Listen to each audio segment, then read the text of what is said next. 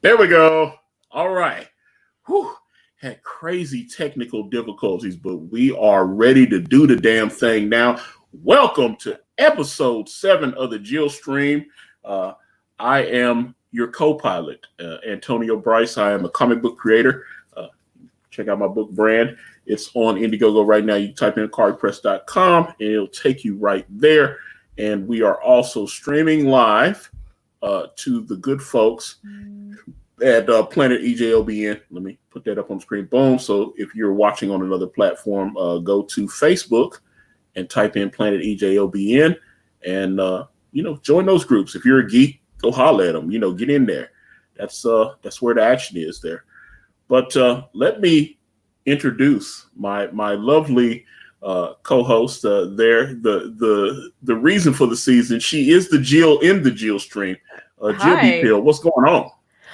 Nothing. We're finally talking once again. It feels like I hadn't seen you or heard you in so long. Well, yeah, it was It crazy. hasn't been that long, but It's felt been like it.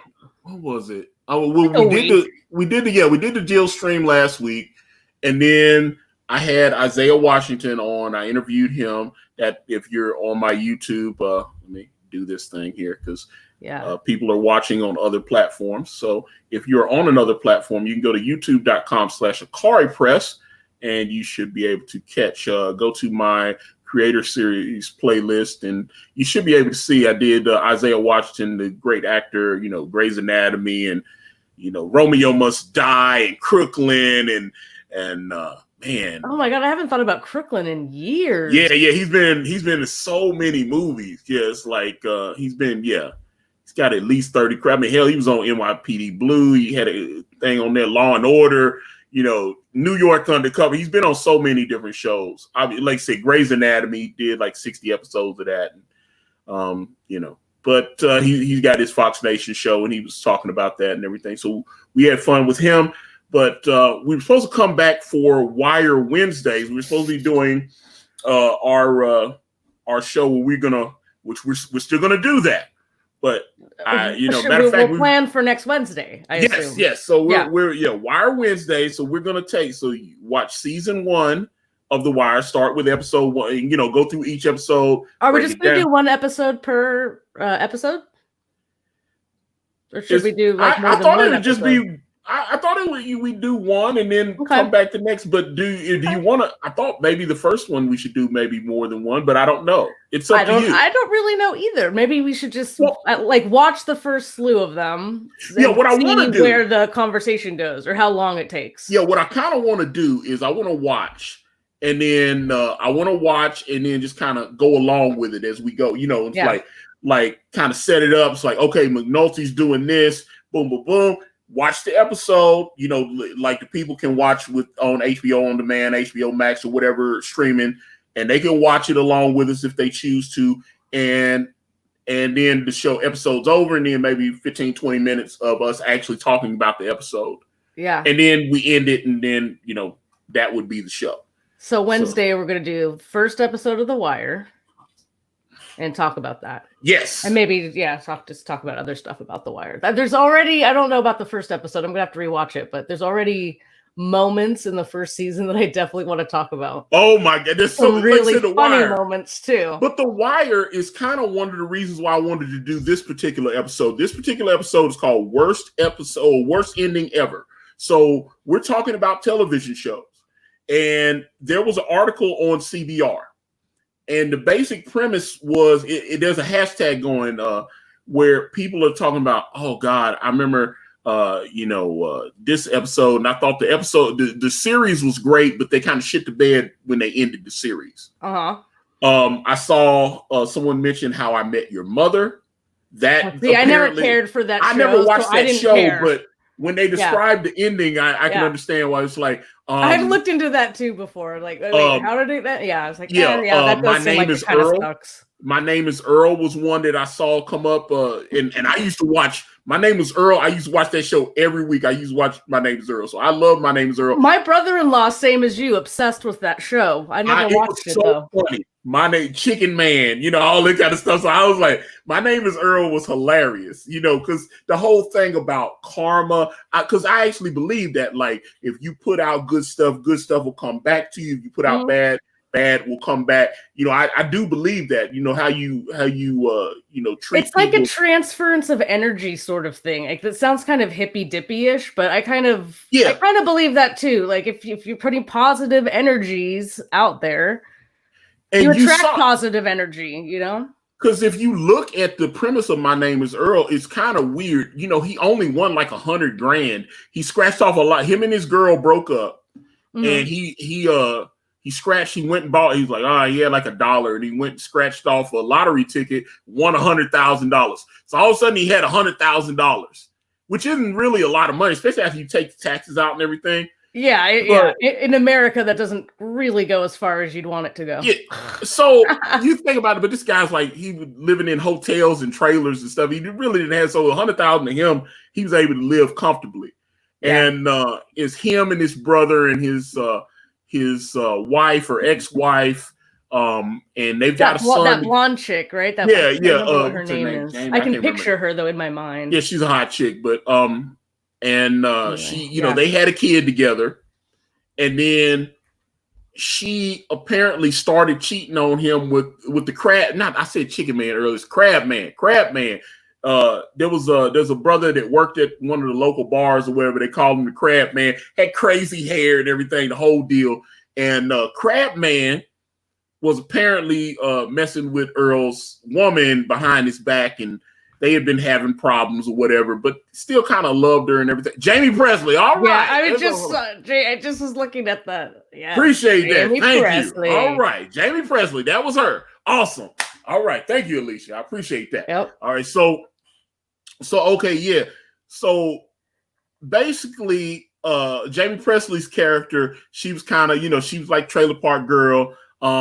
But she loved Earl, but she loved Crab Man, and they kind of had this weird thing where every now and again they hooked up or whatever. And her and Earl, her and Earl, after even though they broke, after it was crazy. But she had a kid with Crab Man, and she had a kid with Earl, right?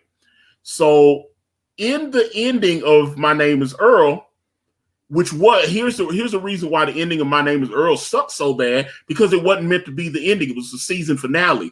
And in the off season, once the show wrapped, they said, hey, we're not bringing the show back. So the ending that we got was supposed to roll over into the next season. It was a cliffhanger.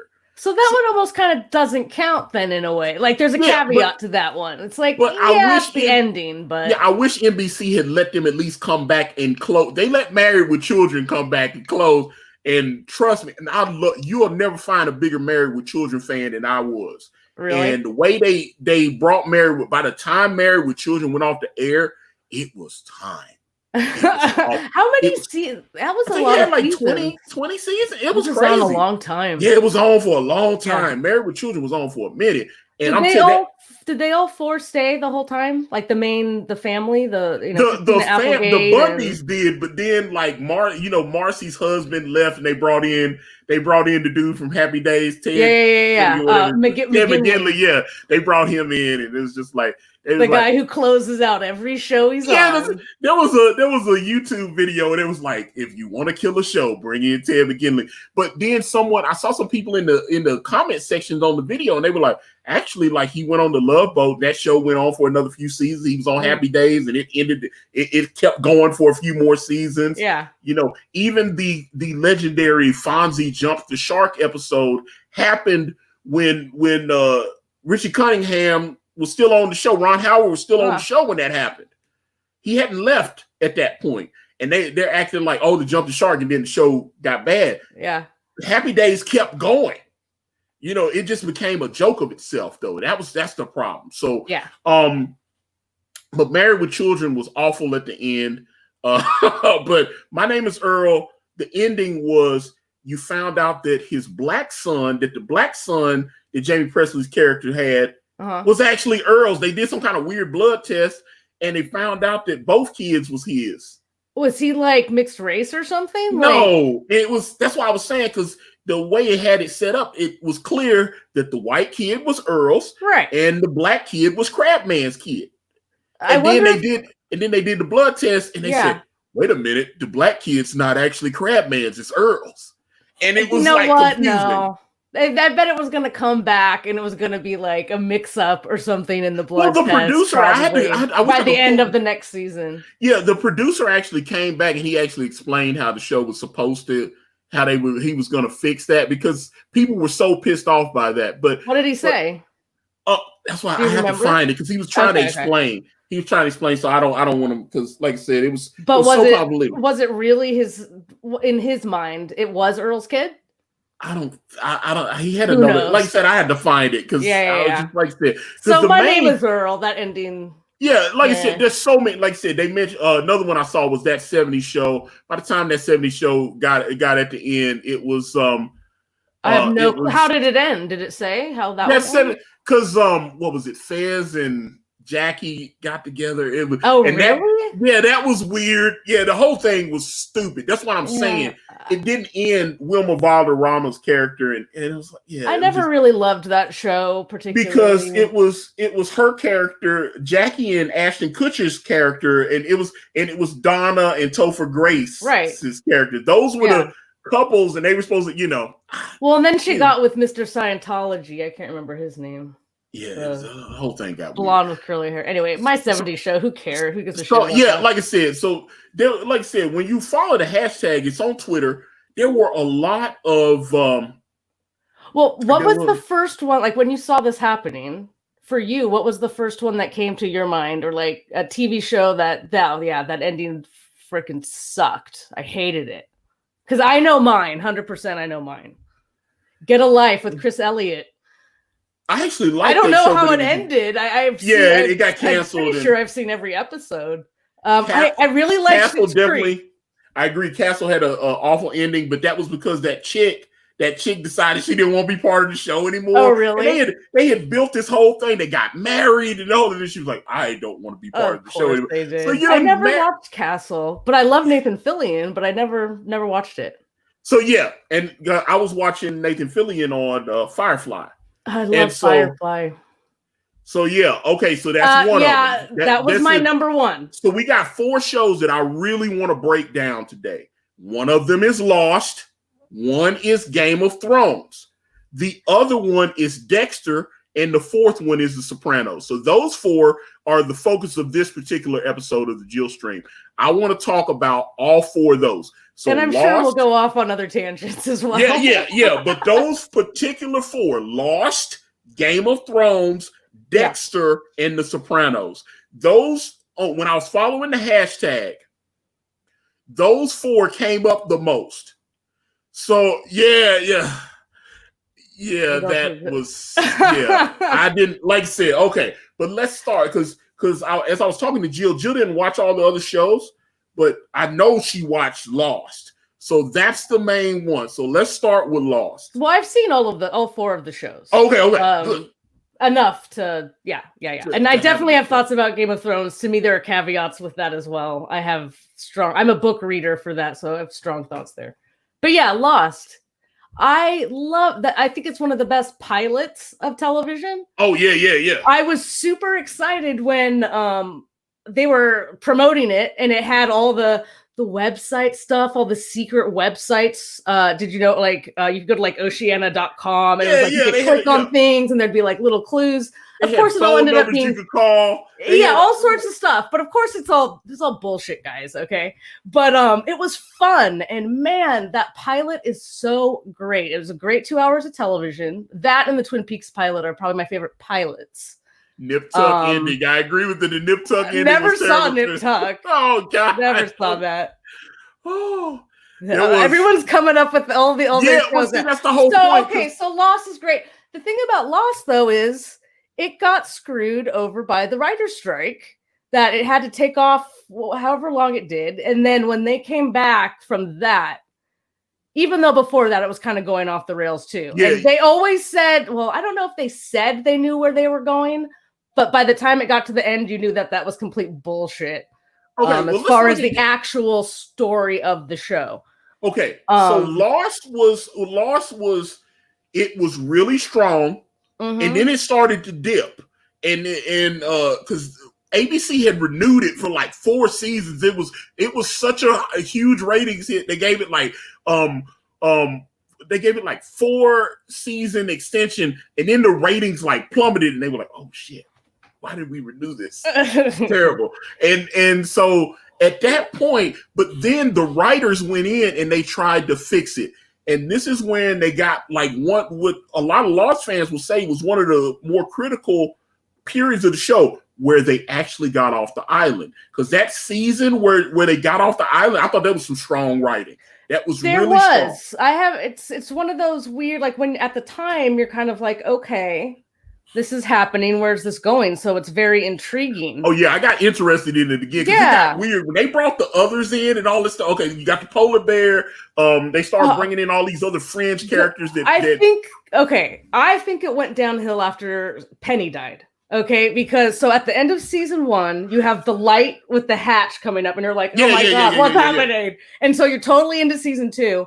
And then I think by the end of season 2, you get all the Desmond Penny stuff, and then Charlie. Spoilers for Lost, everyone. Okay, if you haven't seen it, sorry, but Charlie, the Hobbit, Mary from Lord of the Rings. So at the time, that was also exciting. It was like, oh, Mary's in it. That scene when he dies and he says, "Not Penny's boat," like that's such a great moment. And then it kind of after that, it kind of went downhill, and then we get off the island and we get going back uphill again a little bit. And then all the other stuff got crazy. And then that last season with Locke and Jacob, like what the hell was that? Anyway, Lost. I'm not really into the whole, this is heaven or we died the whole time. I was like, I just didn't want it to go there. Okay. So let's talk about the good, because like I said, when they got off the island, trust me. Okay, so there's a few people in the chat that have seen Lost. Okay, so so the island moved. It's been a while because I haven't rewatched it since that finale because I was just like, nah. It left a bad taste in my mouth.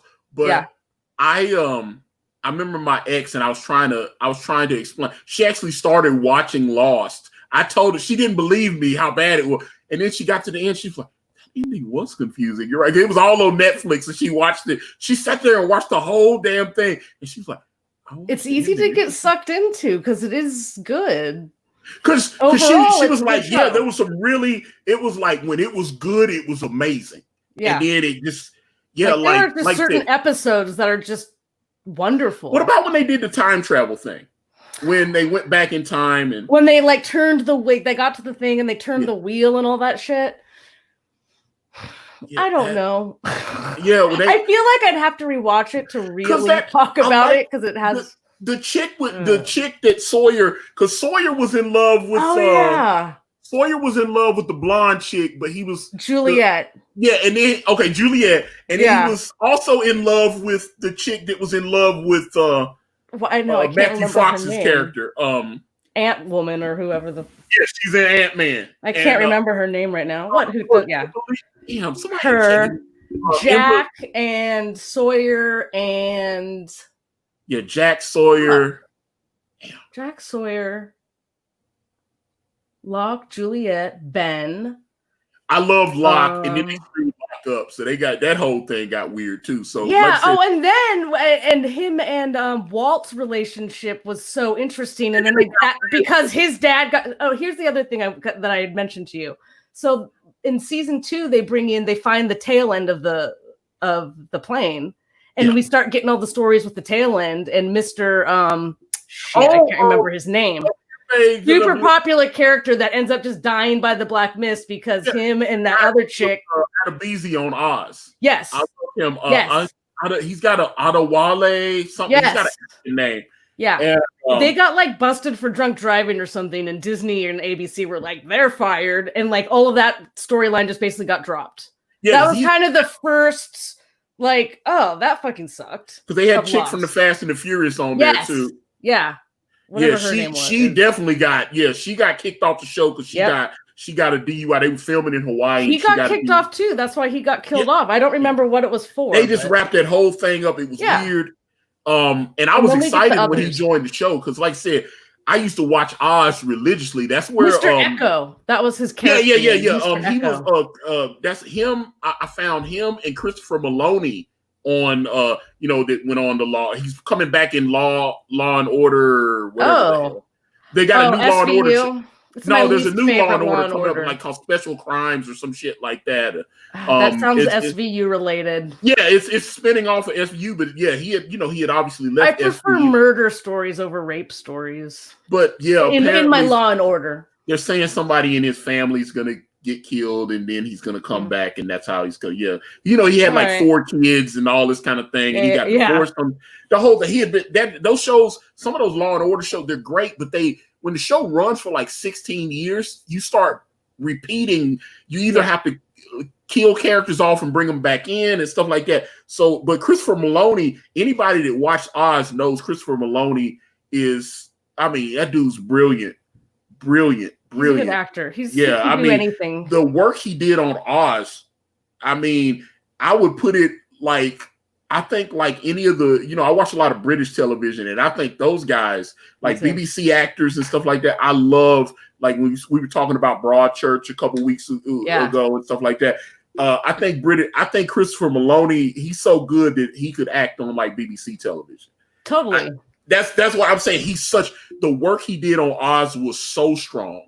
There were so many people that were great on Oz, and a lot of those people ended up working on The Wire. So there's a lot. There was tying it in. Yeah, there were a few, which I love The Wire. So there were a lot of people that were on Oz that ended up on The Wire. The guy that played Bodie was on The Wire. The guy that played Ross was on he was on Oz. Yeah, there was Lieutenant Daniels was on Oz. There was so many, and not like I said, a lot of the people that directed episodes of Oz ended up directing episodes because one of the producers was on there. So he had worked on the show, so and they had also worked on Homicide: Life on the Streets and stuff like that. So the shows were really connected.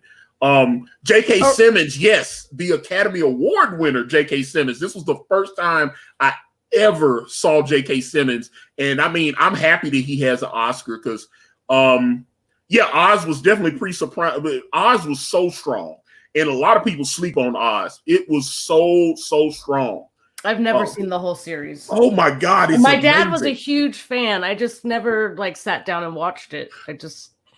When I saw the demos of it, though, it's like highly male. A lot of women didn't watch Oz because, I mean, it's a bunch of guys in prison. That's the thing. It doesn't really super appeal to me. Again, you talk about the Sopranos. Edie Falcone. That was her first job on big television. She was one of the prison guards in Oz, and then she left to be on the Sopranos. I always remember. I think it's like the first or second season of Sopranos where she's like talking to one of somebody who's working for her, like a servant or something, or a maid or something, and she goes like this. There's this I love scene, and you're just like, anyway, finale of Lost or last season of Lost.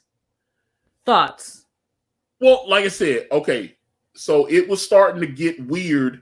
It had jumped the shark for me, and then they did at the thing at the time travel or after that. The time travel was weird, although some of it was executed. I thought they got real because what was the creepy old guy that ended up the one that was thinking he should be the chosen one, and he was working with Ben. So Ben, because I remember him from Persons of Interest. Yes, and that whole thing. So then you do the time travel, and he ends up, and you see him as a little boy, and find out he betrayed and killed his parents, and all this. Right. Yeah. And it was almost like too much information. Like, I don't want to know all of this. It was too much. Yeah, it was too much. But okay, so they get off the island, and Jack's whole life falls to shit. And then you see that the numbers that was the big dude that had won the lottery. Those numbers were all cursed. all that, the whole thing, they were playing with it. It was like, oh no, this dude's got $100 million, and his whole life, his dad was played by Cheech Marin. Oh yeah, that's right. I forgot about So I was like, there were good parts of it, and then it was all, we have to get back to the island. Yeah, like I said, Jack's part of what's her name? Evangeliste. I can't remember that woman's the woman. Kate. Yeah. So that's Kate's her character name. So yeah, Kate. Okay, so Kate. I like Kate with Jack, but she wanted Sawyer, and the whole thing. Kate was boring. I liked Jack and Kate, but that's a lot. I like Penny and Desmond. I like Penny and Desmond too. Hi, Penny. I love Desmond. But they put them together. Didn't they put them? I thought I saw where they got together, where they did the time travel thing, and then they let them get back together. They did. You're right. Travel. Desmond actually has a happy ending, I think. Yeah. He actually they has did a the time ending. travel, and he actually got to. Well, that's all I care about then. Then I don't. Yeah, they did. I'm good. That was one of the only things the time travel fixed. Everything else was because the blonde chick was Juliet. I thought her and Sawyer were happy, and then Sawyer, and as soon as Kate showed up, he was like, "Oh damn, I know I was happy with your ass, but I got to get back with her." What happened with Claire and the baby? Oh, and what about Jin and what's her name? That was sad. Those sad storylines too. Yeah, that whole thing, because he died, and then whole thing was weird. Jin like I said, I forgot about that. Like all these bad memories. There's so much that went on that happened. I forgot about that. And then the old Walt and his dad, they dropped that storyline because he also got fired for some reason. Yeah, so they never go back to him and Walt because he got fired. But Walt was so important in the first and second season. Yes, that's what I'm saying. No, they just they wrote him off because they started noticing he was going through a growth. He was going through puberty. Yeah, but his dad character also got fired. So they never could do anything with the two of them together. He got his name Harold Perenio or something. He was on Oz. Yes. That's why I remember him from Oz. But I'm trying to remember because they got rid of Walt. The producers admitted that they got rid of Walt because of they were supposed to be, you remember they were day 45. But they did that time travel shit, or they went off the island, and Locke has a moment with Walt where they actually have a scene together. Yeah, and but it was older set in the present, so it's older Walt. That's what I'm saying. Yeah. They would it would be, if it's only supposed to be, because the episode. He didn't even come back at the end to the island. You know what? That's actually the other good ending. Walt didn't have to fucking suffer that shit again, I guess. Well, whatever. Okay, so.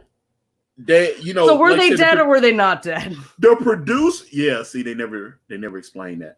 But the producers said, that he was going through puberty, and since it was only supposed to be a few days, that's why a lot of times you see. I remember when they did it on Party of Five, the little kid character. Speaking of Jack, who was also on Party of Five. Yeah, he was on Party of Five, and Matthew Fox, and they grew that the younger character. Sister.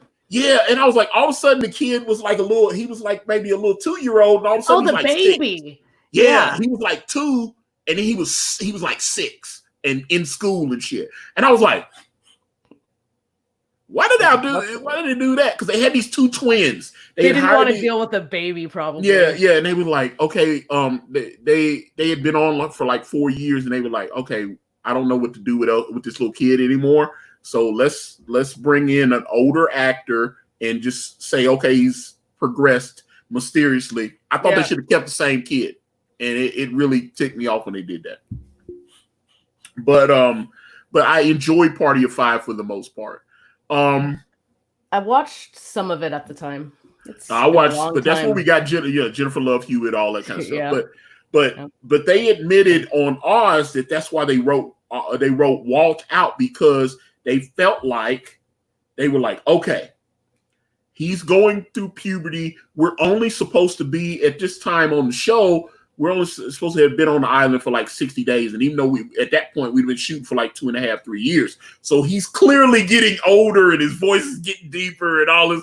And I always thought with everything that went on the island, all the weird shit, all the experiments, they could just say they could do whatever they want. Yeah, they could just fucking all of a sudden Walt comes back because he was gone. They just had him get kidnapped because of that because of the puberty shit.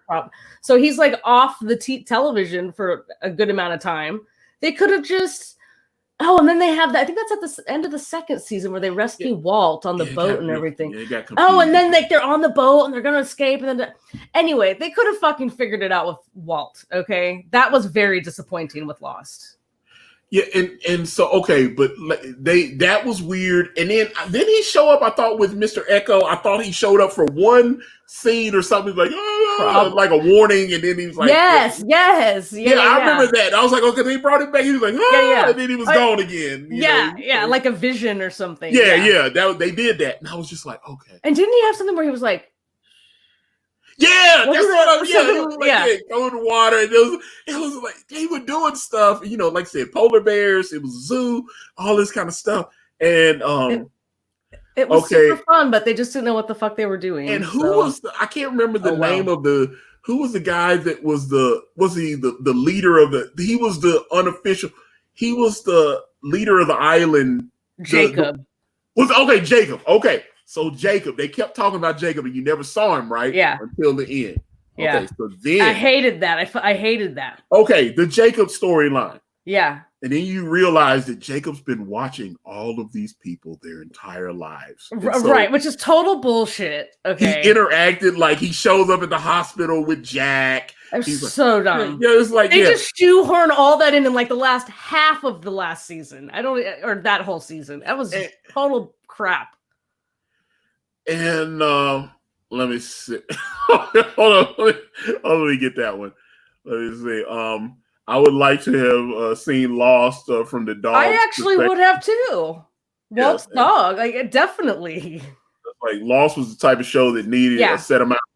Definitely, and just a very firm idea of where they were going, because they really didn't know where they were going. That the producers have been on podcasts years later, right? They've interviewed about the show. One thing that pissed me off, they admitted that they did not have a plan. They had a basic idea from the story, and they just started making shit up as they go. They didn't have a beginning, middle. Like, okay, so I'm writing Brand. I have to know how it's going to end, right? Well, of course, because then you can make all that early stuff much more interesting. And so they were just it was a stew. They were just throwing shit in there and just adding it, and they didn't know where they were going. So they were like, okay, well, hey, they bought that one. Okay, let's put a polar bear in there. Okay, yeah. So you got the thing with Jacob. Let's talk about that, because that was very controversial. Well, it was Jacob and also Locke as the smoke monster. Okay. Who was really Jacob's brother. What I'm getting to. Okay. So here we go. If you haven't seen the show, Jacob is this guy. He's the leader of the others. He kept being mentioned by the immortal guy that was played by the guy from, what was that horrible television show? Jesse. It was on Jesse that was on Must See TV with the chick from Married with Children, Christina Applegate or whatever. The chick who played Kelly Butler. You remember that show, Jesse? Yeah, I remember Christina Applegate. I never saw that show though. You never saw Jesse? The Spanish dude. He was the conquistador guy that ended up being several hundred years old. Okay. Oh, yes. Jacob. Yes. He had that. Yeah, he was the conquistador guy, and Jacob. You know, his shipwrecked on the island or whatever. And, the guy that always wore the eyeliner. And he was like Egyptian or something. Yeah. He's a Spanish dude. So okay. Yeah. So like I say, he was like they were like explorers or whatever the hell. He ended up on the island. Yeah. But so we find out that Jacob and his brother were on this island. Their mother, I guess their parents got shipwrecked on the island. Right. They were born there, right? Yes.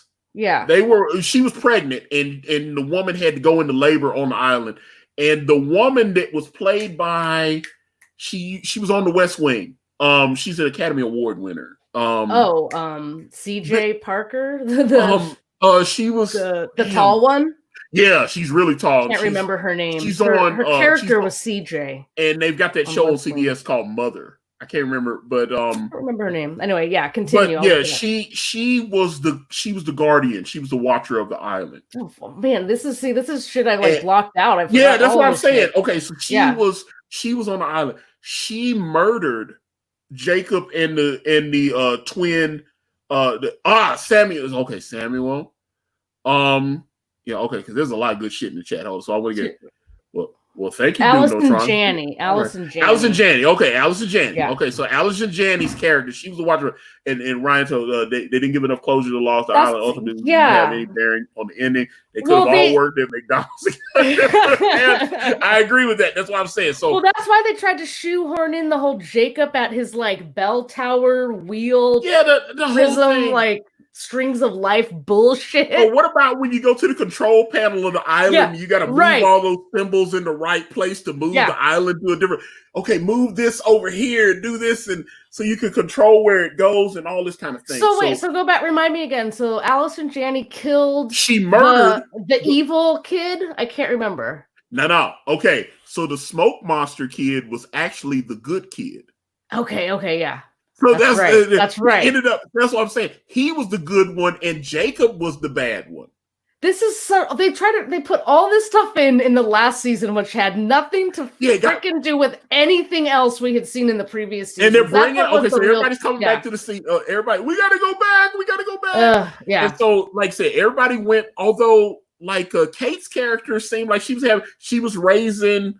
She had like a family or something. Yeah, she took the baby. She took the baby from Jack's sister. Because Claire died, right? Yeah, Jack's sister. She took Jack's sister's baby and raised it as her child. Oh my God, I forgot that Claire was Jack's sister.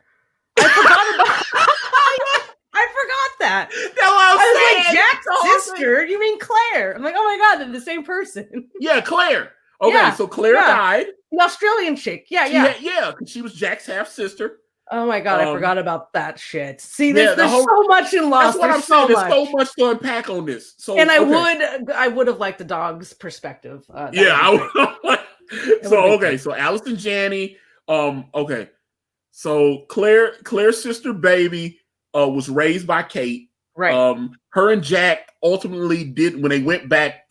They were supposed to be together, and they tried to be together. She still cared for him, but did they bring the baby on the plane on their time back? Okay, I just can't remember. Yeah, when they left the island, he went because she was raising him. She was raising him. No. When they go back to the island, do they bring the baby? I can't remember.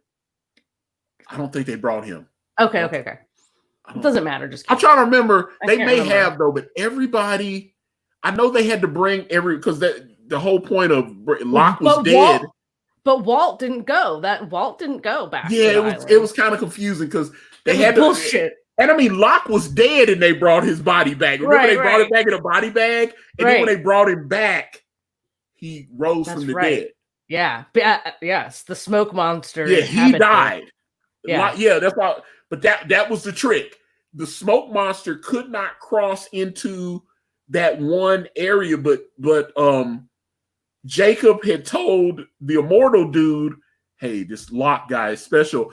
And the immortal guy had been watching Locke. He would time travel and watch him in various points of his life. And he questioned Jacob.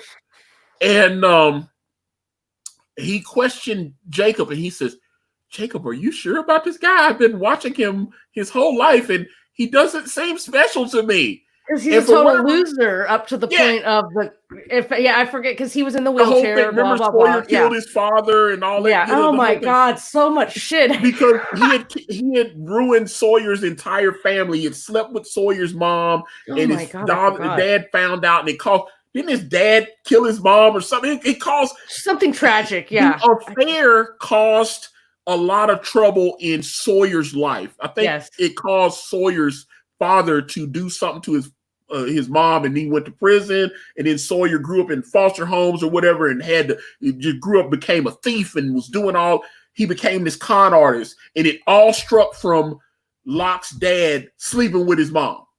Yeah, I mean, I guess the whole, if we can say like point of the show, I guess, are just those connections, I guess.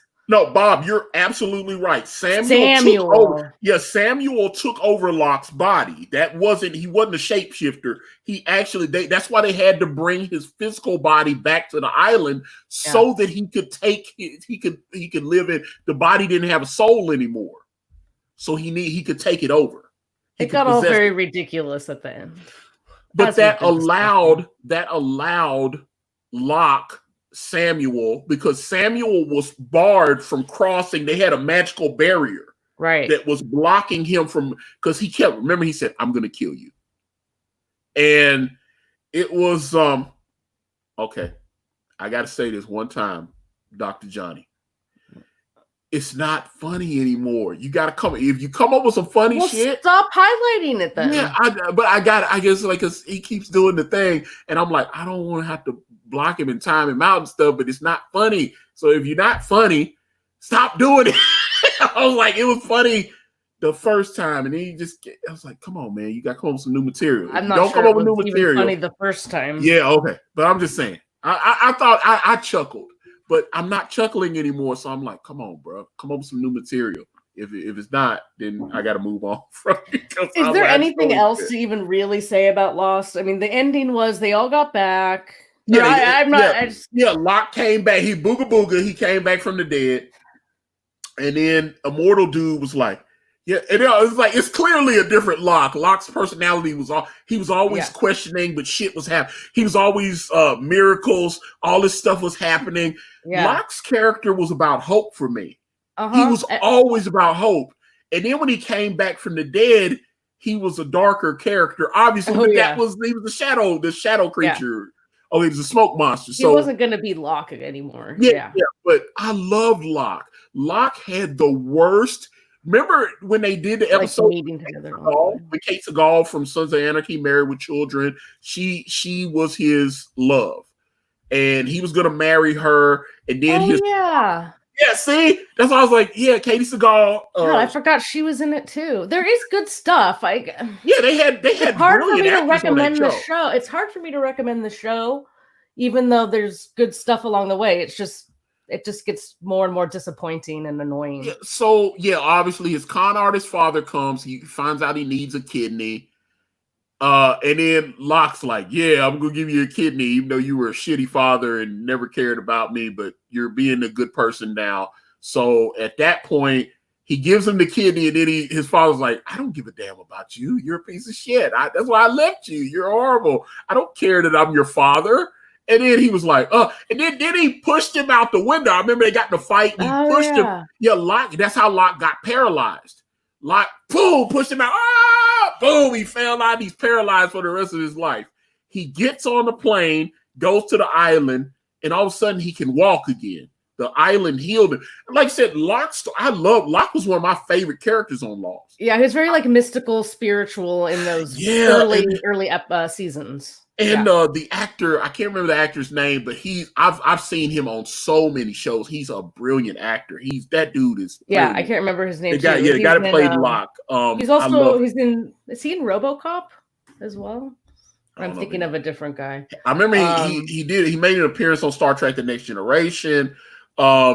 His relationship with Walt was really good too. Like he was teaching. Yes. Walt was fascinated by his character as well. I was like, Terry O'Quinn. Okay, there you go. That's him. Yeah, Locke. Mm-hmm. Yes, that's what I'm saying. Yeah, our Chris Locke was my favorite. His first episode is the best. That's what I'm saying. That whole thing. Like you know what? Locke. One of the episodes where that they stopped, I think, where you knew they didn't really have an idea of what was happening was that those two random people. It was like Pablo and whatever, and they got bit by the spider. And it ends with them paralyzed and everyone thinks they're dead and they just get buried alive. And they had found some treasure because they were like thieves, and we'd never go back to it ever. You remember that? They did, like I said, there was a lot of weird stuff that happened that they just there was a lot of dangling plot threads that they never fully explained, like how the island worked. And there's just which is fine. I didn't need to know every detail. But they tried too hard to explain some things when they just. But like I said, Desmond and Penny, they corrected that and they got together, so I was happy with that. Yay. But the way I did not like, Jack becomes the watcher of the island, and he only becomes the watcher of the island so he can pass it on to Fat Dude. Oh, right. And I never saw any of the deleted scenes because the ending had such a sour taste in my mouth. So I never watched any of the extra shit. Paolo and Nikki, yeah, and oh my God! But the dog, exactly. That's why we needed the dog perspective episode. That would have been wonderful. But yeah, so he remember he had like bottled water in this special cup, and he put it in there, and he gave it to him, and he drank it. And he says, "And now you're like me." And then Jack died, and then Fat Dude's the watcher of the island, and Ben is his assistant. Why can't I think of his name? Yeah, I can't remember. Hurley. Okay, because Hurley, the lottery winner. Yeah, but that, like I said, the ending. I wish they had fleshed it. I wish they had planned it a little bit more. I think I agree with. I can't remember who said it in the chat, but like them going back to the island the second time is like they're already dead at that point. Like they're just meeting on the island. Is like this is where they're gonna live as dead people or something. Yeah, I don't know. The whole thing got weird, and you had the older couple, the black woman and those two guys, and they were gone for a while. I remember that. Remember the old black lady. Her husband was in the tail end. Yeah, that's probably why that story never went anywhere. And she met her husband, and you never saw it because I remember that they never revealed what her husband looked like. Now all of a sudden you see this white dude, and she's like, right. And everybody, because I remember people reacted. They would do it. They were like, oh, so it's an interracial couple, and I was like, well, they're married. Whatever it is, it is. I forgot about that. You're right. That was like a reveal. Yeah, it was a reveal. It's like, oh, her husband. She kept talking about her husband, and then all of a sudden it was like, wait a minute, her husband's a white guy. And it was like weird, and I was like, I don't care because I've seen that guy on a bunch of TV shows. I know he's playing on our assumptions. They just and one of the guys that was one of the producers, David Lindelof, he ended up writing stuff for Marvel, and he did a show on HBO called The Leftovers that was based on a novel where it was about there was Rosa Bernard, and. Rosen Bernard, Comic Book Bob. He remembers all of this. He knows it all. Well, that's the thing. So that happened, and David Lindelof did The Leftovers, and that show had a weird, fucked up ending too. So it got really confusing. We'll have to break that show down one day too. But like I said, maybe when we get done with The Wire, we can watch The Leftovers or something. It's only had 3 seasons. Should we close out Lost? Should we move on? Yeah, that's what I'm about to say. So Lost is fucked up. So Lost is fucked up. Yeah, it was just fucked up, and it was very confusing. But like I said, we got 3 other shows. So which one do you want to do first? Sopranos, Dexter, or Game of Thrones? Because I can go on about Game of Thrones all day. Yeah, man. So which one do you want to pick? Game of Thrones, so could I. Yeah, fine. Game of Thrones. Okay. Fine. Okay, yes, I agree. Leftovers was weird as fuck. Yes, I agree. The weird other dimension and jumping over to the other. Yeah, it's confusing. And it started off, that first season was brilliant.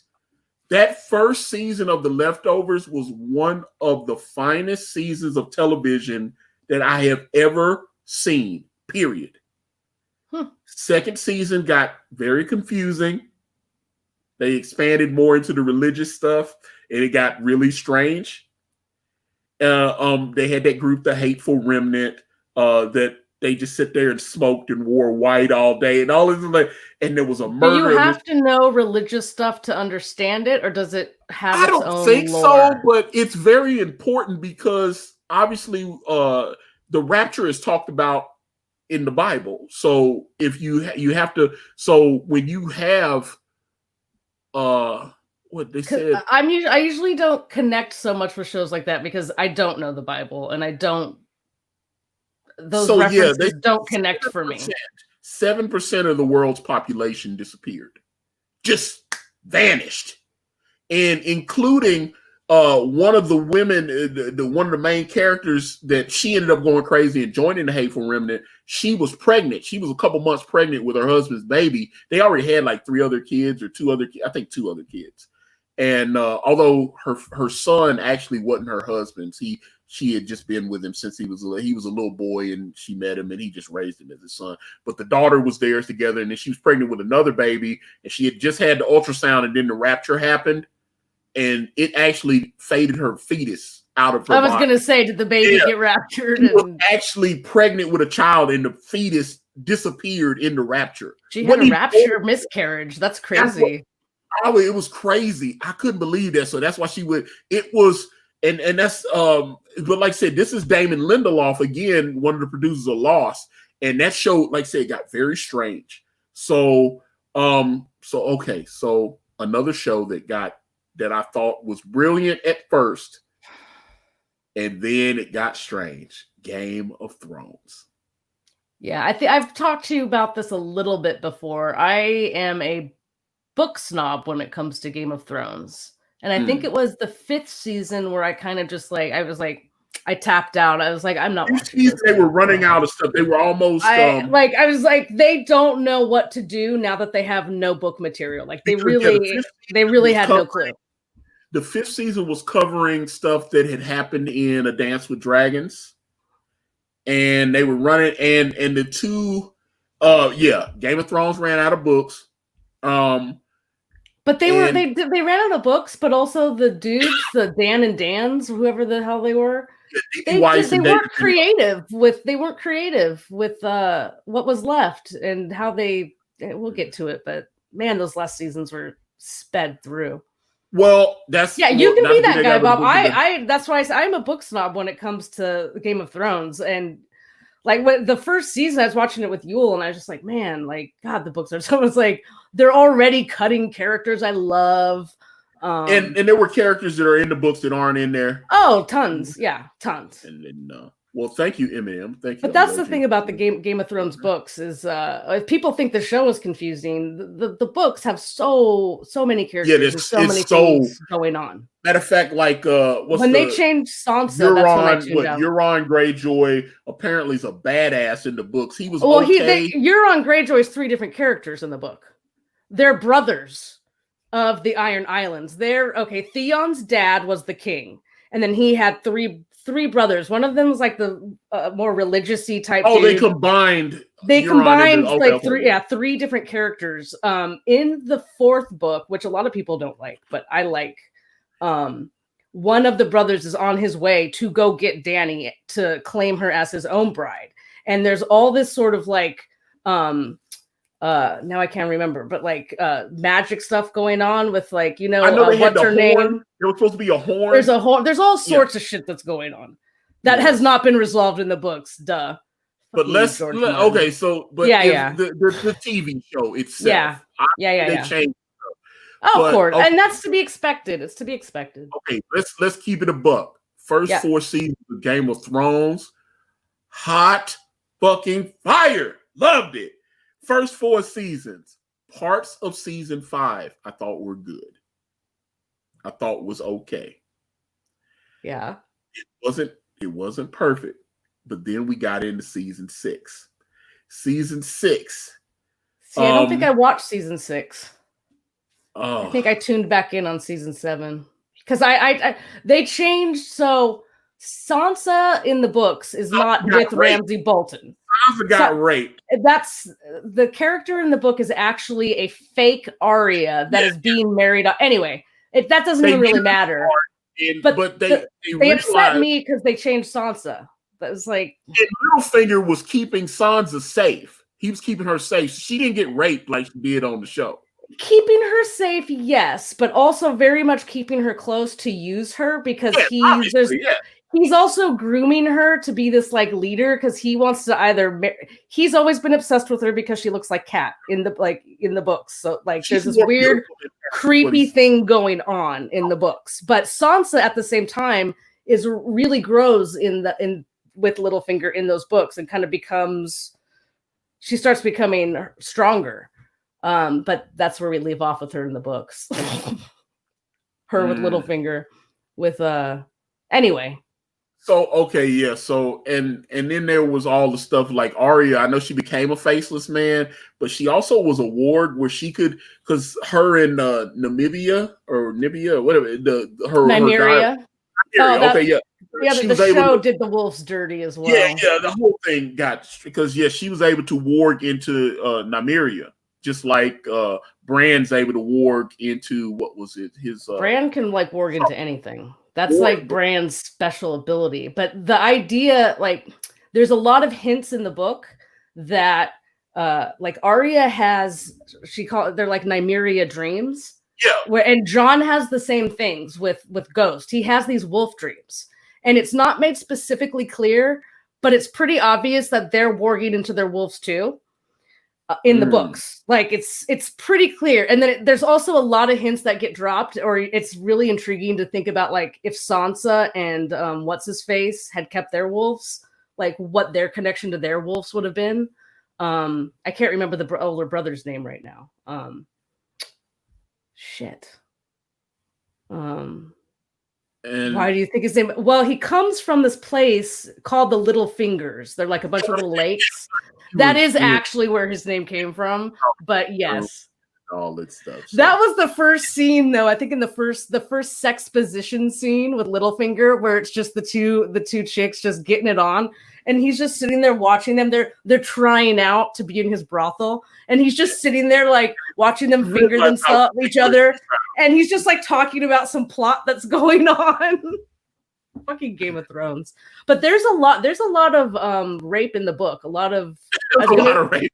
Well, I was gonna say sex, but it's actually more rape than anything. Like there is a the story of Tyrion's wife that they don't get into it in the show. Yeah, with the silver coins and oh my god, it's tragic. It is fucking tragic. He killed his father, and he was going to kill his brother too because he realized that was his true love, and his brother and his father did that to him, and the whole thing. Tragic. So that was really messed up. It was a Lannister. They basically just for anyone that doesn't know, like they gang raped his wife that they got together and like just told him that she was a whore, and then like him and their band of men just all did. But they gave her silver coins. They did pay her a lot. She got paid a lot. Right. It's a horrible scene in the book. It's just tragic. He had to have sex with her with the gold because he's a Lannister, so he pays. Yeah, the whole thing was like, the Lannisters are fucked up, man. That's the other thing. Everyone loves Jaime in the show. I in the books, he still has never fucking apologized or anything about Bran. Like he was starting to become a nobleman, though. He was starting to be in the show. Well, some of the stuff in the books as well, it looked like he was starting to see. I don't know. He's still upset. The only thing that he was doing was he was falling in love with Brienne, and he was starting to hate Cersei, which is why you start to like him in the books, is because he starts turning on Cersei a little bit. Other than that, he's the same guy. Other than that, he's the same guy.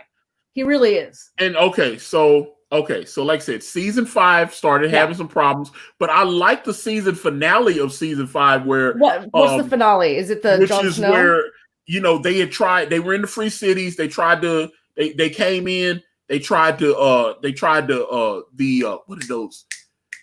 I can't remember not the sand snakes. I'm trying to remember what that group that was trying the Sons of the Harpy. Okay, the Sons of the Harpy, they're about to assassinate Daenerys Targaryen.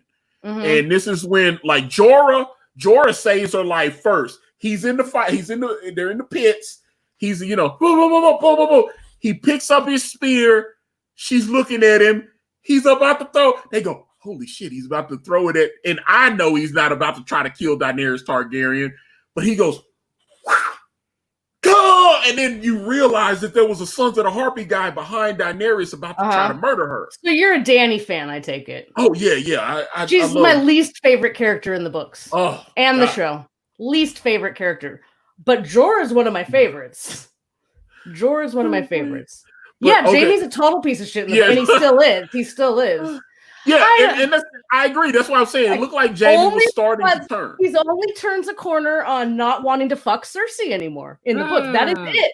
But other than that, he was still an evil piece of shit. Other than that, he's still like he made God, there's all sorts with Edmund and oh my God, the Blackfish is not in the show, which oh my God. All that stuff is great. One of my fish on the show. Not like he is in the books. No, barely. He's not. Yeah. You don't like in the books. You're just he's a badass that's going to come back at with whoever. I can't think of the group. Jorah, the world's biggest simp. He is, but I love Jorah. But my favorite character is Davos. But I mean, hands down. So here's the thing: there's a lot, and trust me, I've been on a lot of forums and stuff, and people are talking about like, or there's the Song of Ice and Fire message boards and stuff like that, and they always do this stuff. They go, okay, she's really only like 13, so it's like pedo stuff in the book, and you can't look at it like that because George R. R. Martin has said he's basing his stories and storylines, he's taking it out of historical fiction. People used to get married at like 10 and 12 and stuff back in the day. She was still basically raped. She was sold by her brother without her consent. And it's just like, she's this little girl that's like, that has to do it. She doesn't want to get fucked by this guy. Like I said, the whole Davos, oh, he's the best. I love Davos, yeah. My favorite chapter of all the books is in book 5. It's the Davos chapter when he's talking to the big fat dude and they're having the secret meeting. And Davos finds out that like everyone thinks that he's dead, and it ends with basically the guy saying the North remembers, and you're like, yes, it's a great moment. Yes, my favorite moment. The North remembers, and the North definitely remembers. But I get excited about the books. I need the next book. I'm just saying you can't look at like I said. Obviously, there's a lot of what season did they stab John? 5th season or 6th? 5th season. That was the 5th season. Yeah. Okay, yeah. So let's look at what happened in the season finale of season 5. Okay, so Jorah, that whole thing with Dany. So Jorah saves Dany. Was it Drogon had been gone? Although he did show up and Dany petted him because he had been gone. He had killed that little girl. He was going, he's trying to get him some sheep. He's trying to get his sheep on. Yeah. And there just happened to be a little girl out there with the sheep, petting her little sheep. Oops. And Drogon came out there and said, and just burned everybody up. He's just a dragon. What are you going to do? And then, okay, hold on. Let me see. Did you know that Sibel Kikali that played Shay was a porn star? I did not. I know she's friends with George R. R. Martin. Now that he says that does strike. I think I did know that at the time. That strikes a chord. She's friendly with George R. R. Martin, and they were her character. I don't mean like that. But her character was supposed to have a smaller role, and because George liked her, they expanded her role. Oh, that's which makes it sound like maybe unfortunate. She gave rub and tug or something. I don't know. But she talked about that George liked her so much. He was like, hey, expand her character. She wasn't going to have as much. So like all the stuff with Shay and Tyrion, and then obviously he's married to Sansa and she's the whole thing. But I love that storyline. Also, George has said Shay didn't really love Tyrion in the book. She didn't love him in the business transaction, but that was what it was. But obviously on the show, she was made to be his love and he was made to be her love and all that. Yeah, but I still in the show don't think she ever really loved him. I don't know. If that's in the show, she did they change that? That's bullshit. Yeah. She cared about him. That sucks. But she got mad at him because he tried to send her away. Another reason to hate the show. She got mad at him because he was trying to save her because Cersei was trying to find out who she was, and obviously found out that chick from Winterfell that was a hooker that came down to King's Landing to work for redhead. Yeah. The one that she thought that was his girl. That was his chick, and locked her up because of it. And she kept her mouth shut. The one that Pycelle was fucking. Yes. Well, yeah, but she's a whore. So that was the thing. Yeah, I just remember that scene just popped in my head. I forgot. I was like, oh, naked Pycelle fucking the red whore. Yeah. So that was that whole thing was going on. Also, that was the whole point. So she wasn't, she wasn't right. It was Shay, and she didn't know it was Shay. Yeah. They played Shay was just a handmaiden and stuff. Yeah, I didn't care. I didn't care about any of that shit. Well, so okay, but yeah, like I said, season 3, season 4, I thought, man, hey, the Battle you of the gotta Blackwater. find. There's so much sex position on that show. You have to find women who are willing to, fiddle with each other. Yeah, basically, be naked just super comfortably and not care. But Shay's character really loved Tyrion on the show. She didn't in the books. Okay, so Shay's character was really digging Tyrion. Okay. They knew Cersei and Tywin would hurt her. Okay. So they tried, what's his name? Varys, he went to her, he tried to pay her, hey, take this money, go, go off to the foreign lands and live a good life. You'll be a wealthy, mysterious foreign woman. You can have any suitor you want, all this kind of thing. And she's like, I don't want to leave. I love Tyrion. I want to stay here with him.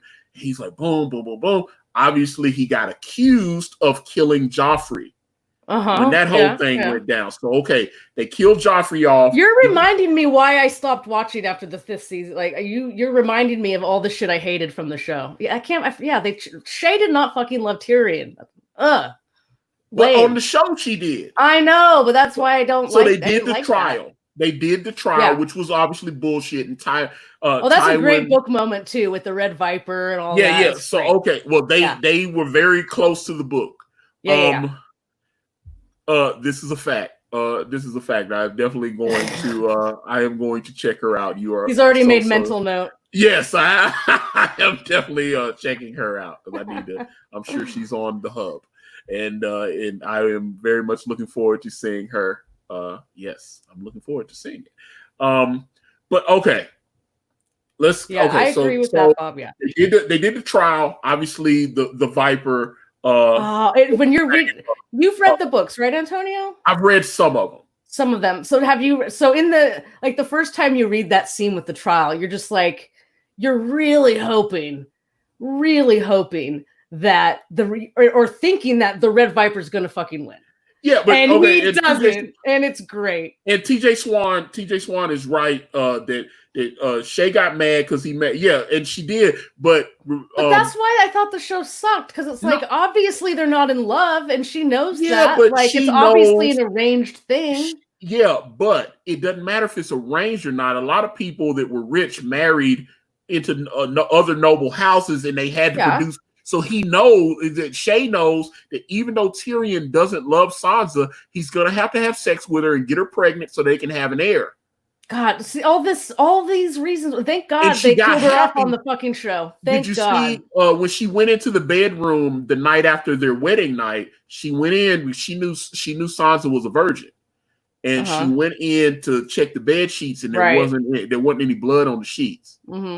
And there's a whole thing in the book with her getting her moon blood, her starting her period and shit. Yeah. There's a lot of period stuff in the books, actually. Yeah. They have a whole period thing with no, I've seen people take videos. They do YouTube videos and they break George R.R. Martin down like he's some weird pseudo perv or something like that. He probably is. Whatever.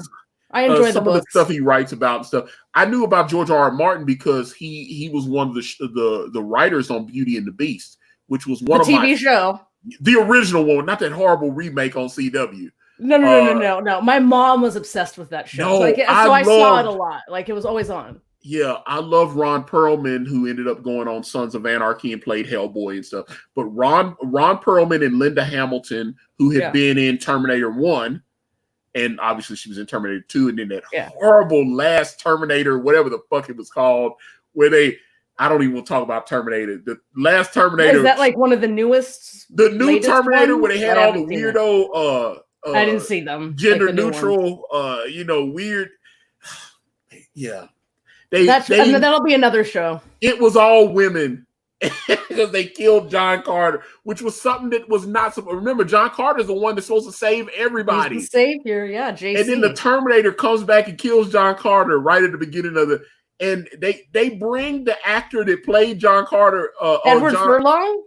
Yeah, they bring him back. What was it? He's not all like drugged out anymore. What was his name? John. Wasn't he like a druggie or something? What was it? He's not John. John Carter's the Martian. John Carter. Oh yeah, you're right. It's John. I'm all JC. What's the John? Whatever the John. Was it John? from the Terminator. Either way, John, whatever the hell. Yeah. Anyone who's watching is like, you guys are stupid. Yeah, I know. But yeah, they went back. Yeah, like I said, they went. Yeah, it was horrible. It was horrible. It's gonna bother me if I don't look. It was a whole Connor, thing. It's John Connor. John Connor, not Carter, because John Carter's of Mars.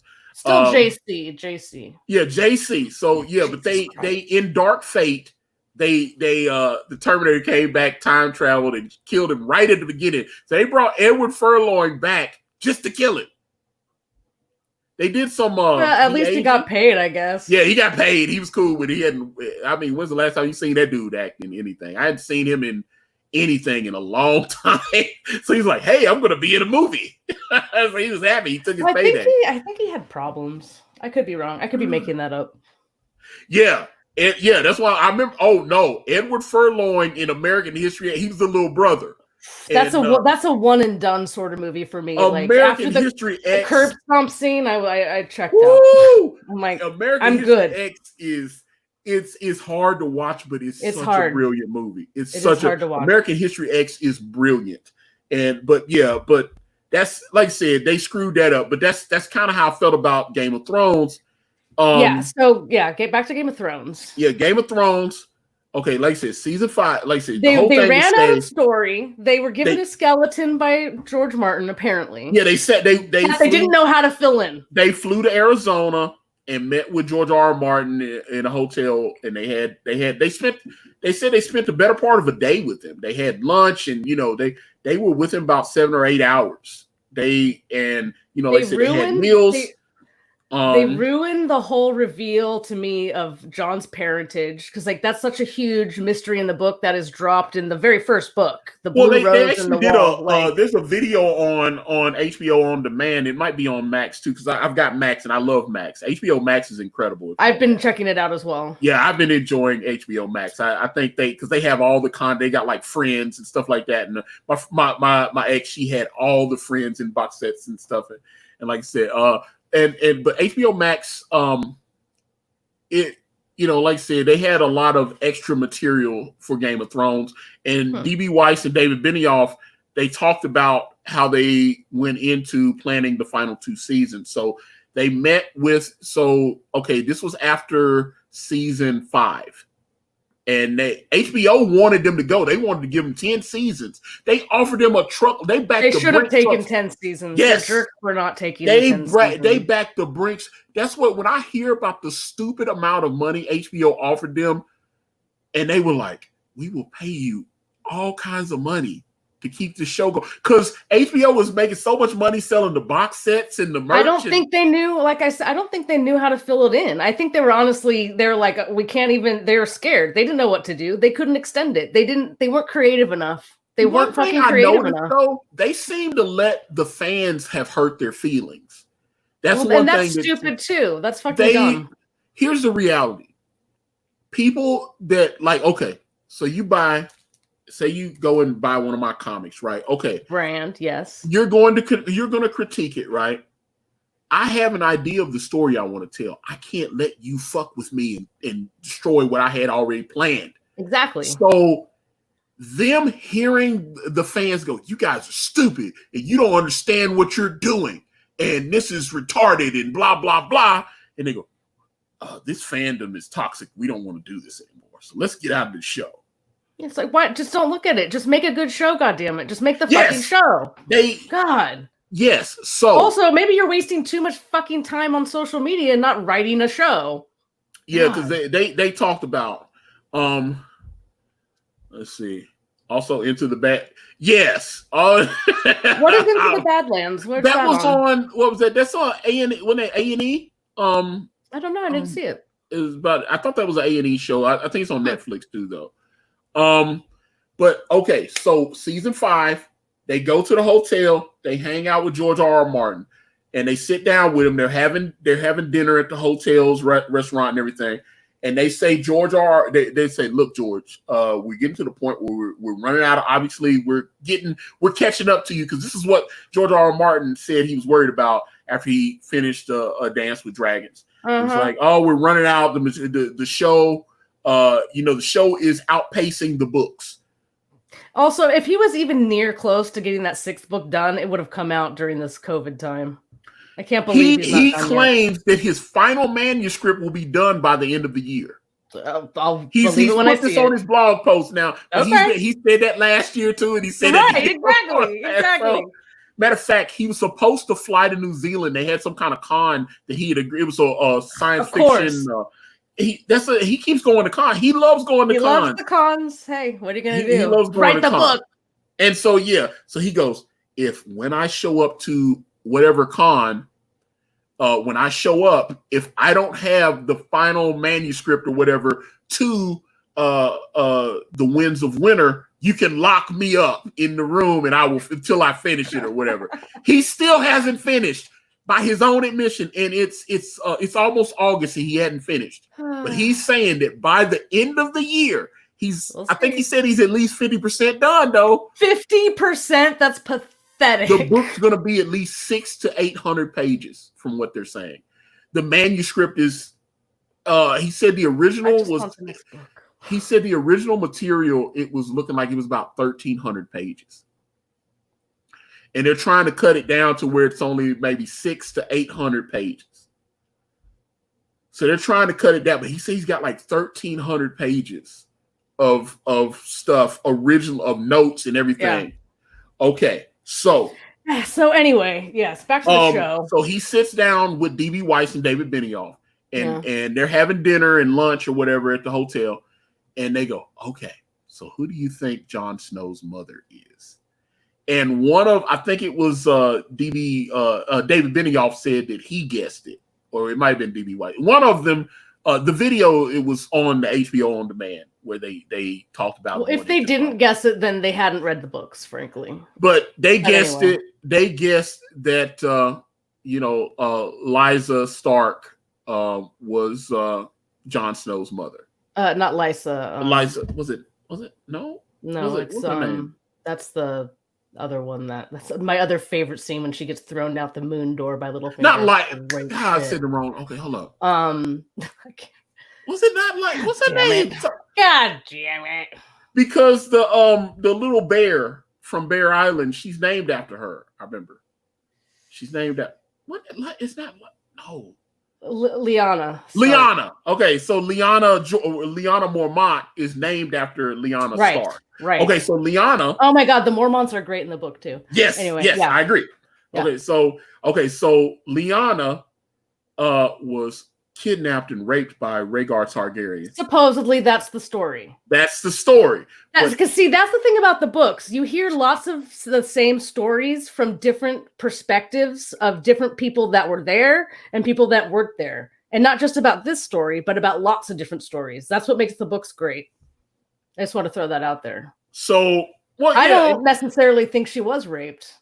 No, personally. and obviously, they were secret lovers. Like George R. R. Martin admitted this to D.B. Weiss and David Benioff, that actually she wasn't raped, and she really loved him, but he was married to Ilya Martell. Well, set to be married, I think, or were they already married? Yeah, no, they already had 2 kids. Yeah, you're right. Yeah, you're right. He was like married to his aunt, like all the Targaryens are. No, he was married to Ilya Martell. And they had Rhaegar was married to Ilya Martell, and they had 2 kids that were killed by because the Mountain raped Ilya and murdered the 2 children. But what they don't know is that Rhaegar secretly had that marriage annulled, although that's weird when you got 2 kids and they make up they were in charge. They made up their own rules, I think. Yeah, he's the prince. He's next in line to the throne. So it's like Henry VIII cutting off his wife's head. It's the same thing. Yeah. So the whole thing, that whole thing. So Henry V, let's see that and Lyanna. That's why Robert was so. That's how the war. Yeah, he's supposed to be married. Yeah, he's supposed. Oh my God, the scene where the Stark brothers get murdered by King Aeon at the time. They're tied up. One Stark brother and the Stark father, I thought. Yes. Ned's older brother and father. The way they died. Ned's older brother was betrothed. He was supposed to marry Catelyn. He was supposed to marry Catelyn. What was her?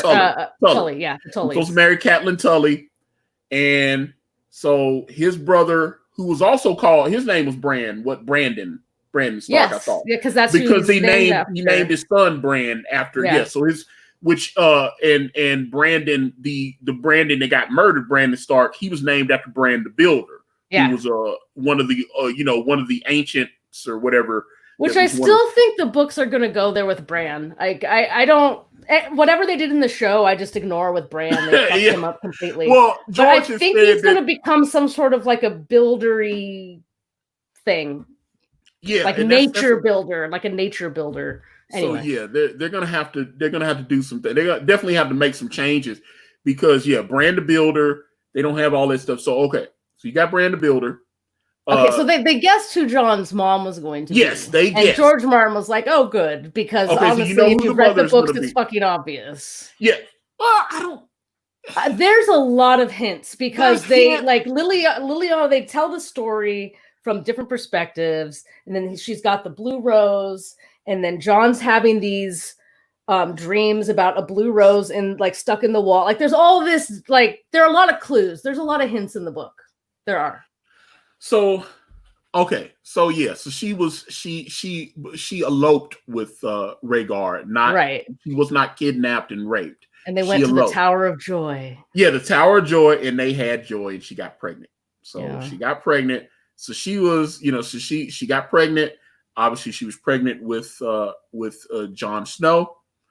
Jon Targaryen. Well, at the time, because they got secretly married as well. Like, so in their minds, they were married. So he would have been a Targaryen. Yeah, they actually had a priest annul the marriage, right, and legally marry them. So and if he was a bastard, even if he was a bastard, he'd be Jon Sand, not Jon Snow or whatever. Well, that's what Bran said on the show, because he said Dornish bastards are named Sand. Yeah. And he's like, but he's not a bastard, and they named him Aegon Targaryen. His name was Aegon. And I forget, the Iron Islands, they're like something, I forget what they are, but every region has their own name for bastards. Because I'm like, the north is snow, so you're snow. River. Let me see. Rivers, damn. I can't remember all the rivers, snow. What was Robert Baratheon's son, bastard son? What was Gendry's name? Gendry. He was a Rivers. But was he a Rivers? I don't know. But that wasn't. He was in the King's Landing area. Anyway.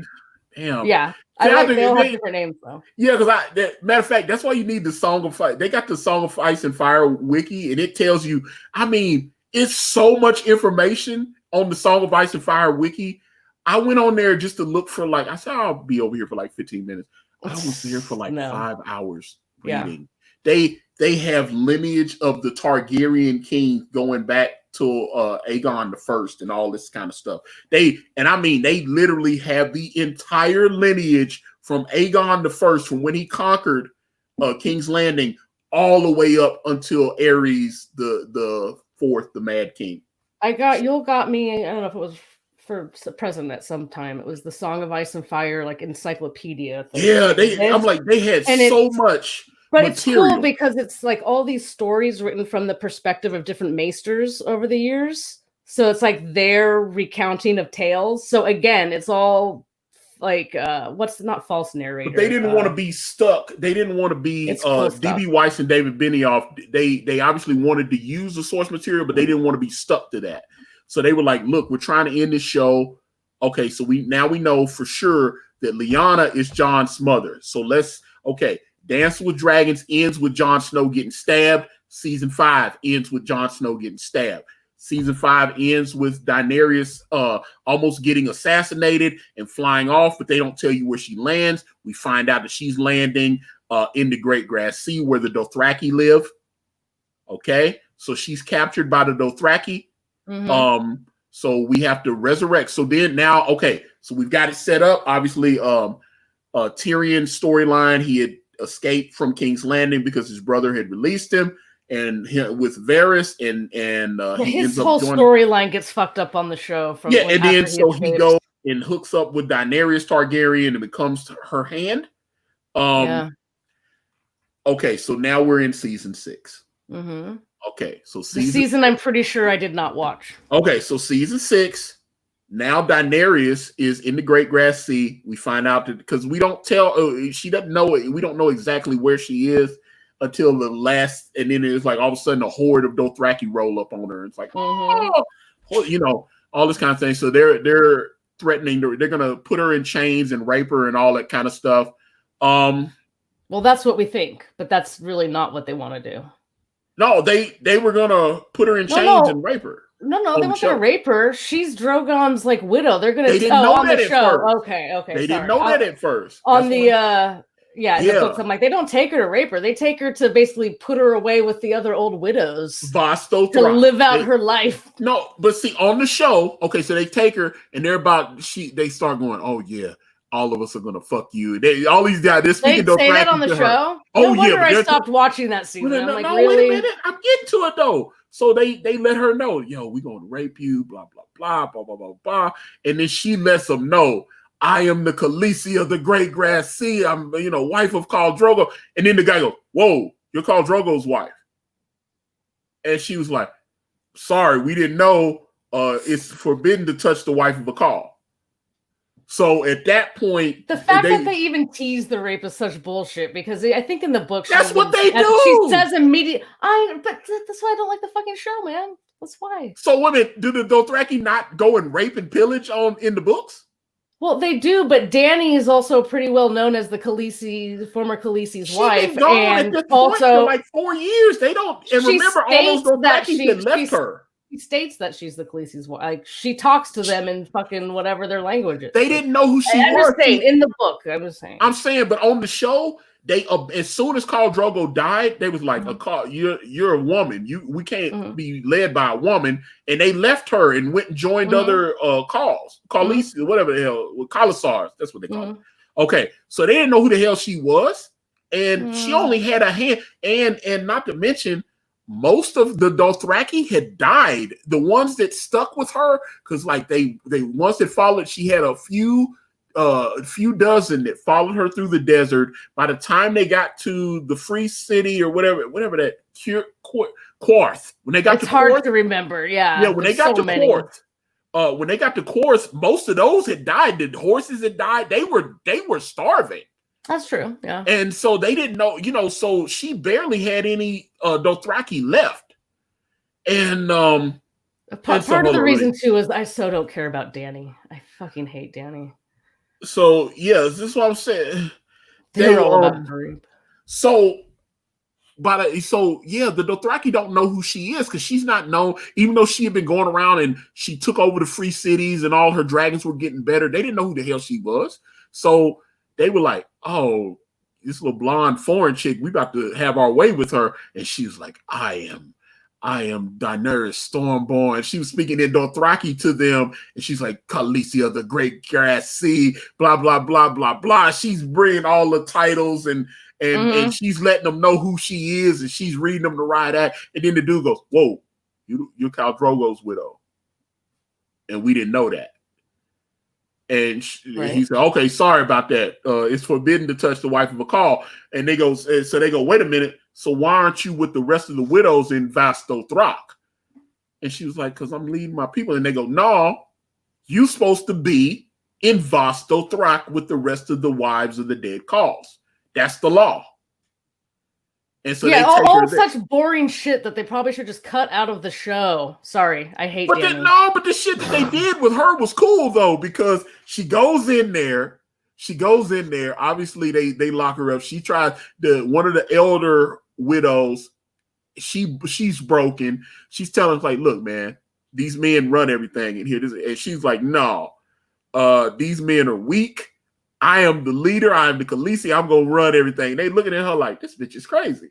Well, and also she's just coming in, just fucking up their whole way of life that they've been living forever. Yeah, they've been living this way for hundreds and hundreds of years. Fuck and off, this crazy blonde chick this blonde chick just comes in and said, look, I know they telling y'all this is what it's gonna be, but this is not how it's gonna be. And they're looking at and there was one woman that was there, and she was younger, and she was like, hey, this chick's making a lot of sense. But the rest of these chicks was like, hey, this little blonde chick, don't listen to her. She's gonna get you in trouble. Don't listen to her. Keep keep following our traditions. Obviously Jorah and I can't remember the dude because they switched the actor. Kaza Salor, I can't remember. He was the second sons or whatever that can. Her lover. Yes, I hate that. Yeah, I hate anything having to do with Dany. Yeah, but the guy in the books, he has like shocking blue hair. Yeah, and then in the show he's just boring as hell. The dude left, and what was so bad? He left the show so he could do the Transporter 3 or whatever. Yeah, he did. He was going to be nothing in the show, though. He's just a little fuck buddy. That's all he is. Yeah, but he would have, if he had, he would have done nothing. His name's Ed Skeen. I remember his name, but he was the original. I can't remember these people's names, but Dario Naharis. That's it. Dario Naharis. Thank you, David. Okay, so Dario was played by Ed Skeen, and then they brought him in. They brought in. He left to take the transporter job, and then he left to do transporter. Look it up, and then he got Deadpool after. I promise you, he left. That was the job. He had the transporter, whatever. I can't remember because it was a prequel where he was the young character that what was the British dude. I can't remember. Damn. Oh God. Yeah. That's what I'm saying. Talk about choosing the wrong gig. He left. He did the transporter movie, and then he did Deadpool. I wonder what the paycheck difference was between the gigs. Because seriously, Dario is a nothing character on Game of Thrones. He's the star of the Transporter movie. He was the star of the Transporter movie, but you definitely get Jason Statham. Okay, so Jason Statham was the original Transporter, but this was a prequel. Yeah. This was a young Transporter. So Ed Skeen was the young Transporter, but he left and did that Transporter movie, which was awful. It was terrible. And he's actually talked about it. He's like, in the end of the day, I'm happy with how my career is gone. So I was like, dude, you left Game of Thrones to do this Transporter movie. Now he was like, say he ended up in Deadpool. Deadpool did $1 billion. It was a badass movie. His character's a bullshit character. It's not like it was a good character in Game of Thrones. I liked him on Game of Thrones. And seriously, why? I enjoyed him. All he did was fuck Dany. Yeah. So you like that character because he fucked Dany. Really? Yeah, it is like that is boring as shit. It was on Amazon Prime. I couldn't get through it. It was so bad. His character's super boring. The guy that played his father was in the Punisher Warzone movie. He was on the show Rome. I remember watching him on Rome. That's where I saw him from. And Ed Skeen or Screen or whatever his name is. He's also going to be in the what was that, Maleficent 2? With Angelina Jolie. There's a second one of that bullshit. Yeah, it's already. Yeah, it was supposed to come out this year, but I don't think. I think they pushed it back till next year because I don't know. Yes. Dan Frager definitely did storyboards. I saw the pictures of him with and Jason Statham. Rome was badass. Yeah, Rome is incredible. Again, D.B. Weiss and David Benioff. That was their show. That's what I'm saying. So they can make good television. They just signed a big mega deal with Netflix. I think they just stopped caring, and again didn't care. It's about the source material. They shouldn't have taken the gig. Frankly, they should have just because those first 4 seasons were incredible, and there were parts of season 5 that I thought were incredible. Okay, so then we go into season 6. Now we bring in so like I said, Dany's with the Dothraki. She's trying to bring women's reform to the Dothraki. Yeah. Then she gets away from the Dothraki. Then what happens? But okay, so Dario and Jorah, they go and save her. They show up in Dothrak. It's forbidden to bring weapons into the city. They end up having to kill somebody that recognized. It's like not to mention at that point Jorah. They're doing the story with Jorah, and I know it was somebody else in the book that actually got the grayscale. No, it's Jorah that gets it for sure. He gets it 100% in the book. Jorah gets it? I thought it was the dude that was protecting the little Targaryen boy. He had it. The little Targaryen boy. Yeah, the one that they say was the hidden Aegon, he's they dyed his hair blue in the book. He was with the There's more. Jorah definitely gets it in the book, doesn't he? No, it's the guy. They took the guy's story. Oh, John Connington. Connington. And he's protecting the little blue boy that's actually a Targaryen. You're right. They did. You're right. You're right. The show fucked with me there because that's what I'm saying. John Connington isn't in the show. Like, they that's cut it out. That doesn't exist. Yeah. Tyrion is with them anyway. The whole Tyrion storyline. Yeah, and that's what I'm saying. So they started convoluting things, and it got really confusing. and then those last few seasons, there just weren't enough episodes. Yeah, it was like we were time traveling through the seasons, like we were missing. That's another thing. So HBO offered them a shit ton of money. They said, "No, we don't want it." They said, "Okay, well, you at least do extended." They said, "Well, will you do longer seasons? Like do like 2 15-episode seasons or 2 14?" You know, like they said, "No, we only want to do 13 more episodes." So you do 7 seasons, 7. So okay, so you gotta get through season 6 though. So season 6, right? Okay, that's when because the season all the finale, Ramsay Bolton, Theon stuff. That was Battle of the Bastards, which I thought Battle of the Bastards won Emmys and stuff. Battle of the Bastards was incredible.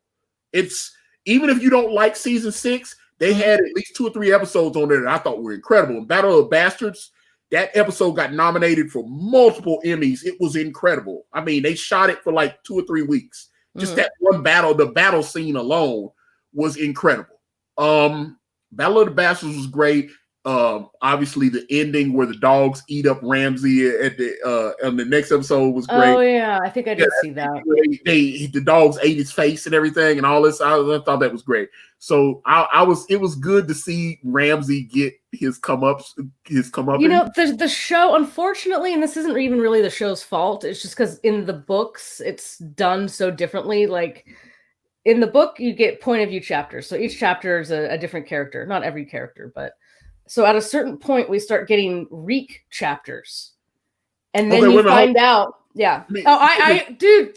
TJ Swan, like we have the exact same brain because I was going to say that as well. Hardhome was Hardhome was season 5 though. That's what I'm saying. Hardhome, that's such a good episode. Hardhome was definitely season. That's what I'm saying. Season 5 can't just be completely wiped off. It had some of the best episodes of Game of Thrones, but like Hardhome. But like I said, also the Sands of Rape and all that kind of stuff. It was just it was horrible. But Hardhome was incredible. Yeah, season 6. So we get through that. Okay, so we got through that. Okay, yeah. So this is where the problem happens. This is where the problem happens. Okay, so we get through season. Now season 6 is problematic, but it was a full season. They got through. You know, like I said. Now we're in season 7. And it's only 7 episodes, and we know season 8 is 6 episodes. Yeah. So now we have a problem. So we only got 13 episodes left, and so they got to shove all this shit. And because there's so few episodes, at least for me, and probably for other people too, like you're expecting a lot in those episodes. Like you're expecting like that they at least, or I expected that they at least had a plan. Like, nope, we're doing this. If they had done 10 episodes in both seasons, I'd have been okay. They could have fleshed. Because here's the thing. They put warp drives in the dragons. Mm-hmm. They when all of a sudden it was Star Trek: The Next Generation and the dragons had warp speed. Yeah, that was weird for me. People were like teleporting across the ice. Yeah, it was like it was taking 2 or 3 episodes to get to a place in the previous seasons. Yeah, and in this, you be in one season, into the very next scene, she's there. Yeah, like it was nothing. Yeah. And you were jumping back and forth because they were trying to get so. Now there was some beautifully shot episodes. Mm-hmm. There was the scene like Danny had to go to King's Landing and battle Jamie and what was the Bran? Oh yeah, not Braun. Braun of the Blackwater. Okay, so she fought, and then so she's on Drogon's back. She's got the Dothraki. Yeah. And I was like, wait a minute, they're on horseback, so I know they can't get there as quickly as you. Right. And all that stuff. The Dothraki have been not the Dothraki, the Unsullied were tricked into going to where the hell are the Lannisters from? Lannisport or whatever. Lannisport, yeah. Casterly Rock. So they went to Casterly Rock. And they were tricked into going there. All their ships got destroyed. And like I said, yeah, Battle of the Bastards was an incredible episode, which is, now here's the problem. The guy that directed Battle of the Bastards, he directed a couple, I think he directed Hard Home too, but the guy that directed Battle of the Bastards directed that horribly lit episode. What was it, the third episode of season 8, where the Night King where it's killed. just all dark and you can't fucking see shit. It was like, you're like, what is happening? I can't remember the name of the episode, but it should have just been called Dark as Fuck. Yeah. That was like Game of Thrones season 8, episode 3, Dark as Fuck. Because it was just like, everybody was like, why is the episode so poorly lit? Nobody. Yeah, I had no idea what was going on. I'm like, where are they? I watched the episode 3 times, so I was like, okay, it's dark as fuck. And I'm like, this episode's dark, and I get it. He was trying to set mood. He's a great director, because like I said, the other episodes that dude direct, matter of fact, Rian Johnson actually directed the episode of Game of Thrones that I didn't know.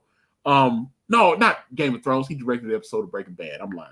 Okay, so he directed the Fly episode of Breaking Bad, the one where they were cooking up the mess, and that fly kept being, and they were trying to spend the whole episode trying to kill that fly, and they couldn't kill him, and they were like, we gotta get rid of the fly because he's contaminated. He could contaminate the batch, and the whole episode was about them trying to kill this fly.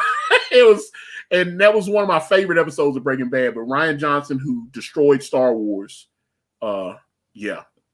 I don't know if he just did it single-handedly. I mean, shit. But he directed that. Okay, fair enough. But yeah, The Last Jedi was horrible. But that's the episode. But David, could you find out what the name of that episode was, please? Do our research for us, please. Yes, please find out what that. I think it was season 8, episode 3. No, I did not see that, TJ Swan. But oh god, yeah. Yeah, I saw it was a meme going around on I did see that chick went viral. People were and that's another reason. That's why I said that DB Weiss and David Benioff, they could not accept the fact that the fans were shitting on, especially season 7 was rushed, but I thought it was okay. I was like, oh boy, they rushed. I thought it was rushed, but it had good moments. When they went beyond the wall. No, when they went beyond the wall, and then they had what was it, Gendry, The Long Night, also called Dark as Fuck. So The Long Night it should be renamed Dark as Fuck. So it's called The Long Night. Okay. Okay. So Gendry, they go over the wall. They're trying, because this is the stupidest idea I ever heard. Okay, so we got to go capture one of these zombies alive. Yeah, and take the zombie. Now remember how big. Okay, so there's no way that happens in the book. There's no fucking way that's a book idea from George Martin. Let me break this down for someone that doesn't realize. Okay, let's say King's Landing is Texas. Okay. So I got to go to Alaska and get the zombie and bring it all the way back to Texas. Yeah. Fucking ridiculous. That's what I'm saying. So, because the North is so vast. Yeah, the North of the 7 kingdoms, the North is the largest of the 7 kingdoms. As a matter of fact, probably they were saying, more like Canada than Alaska. Yeah, they were saying. Well, I just said Alaska because it's fucking cold. So. No, I just meant it's probably bigger. The North, probably including the area past the wall, is definitely bigger. Because they were saying that the North, especially if you go beyond the wall, the North actually is bigger than the other 6 kingdoms combined. Right, because no one lives there. Yeah, no. Well, the Wild. Well, we know who lives there, but yeah. And Craster, but no more Craster. What do you say? Not today, motherfucker. But okay, so they go. It's Gendry. What's my man? The Hound. And the other guy that could flame the sword that had died like 7 or 8 times or whatever. Obviously Jorah. Jon Snow.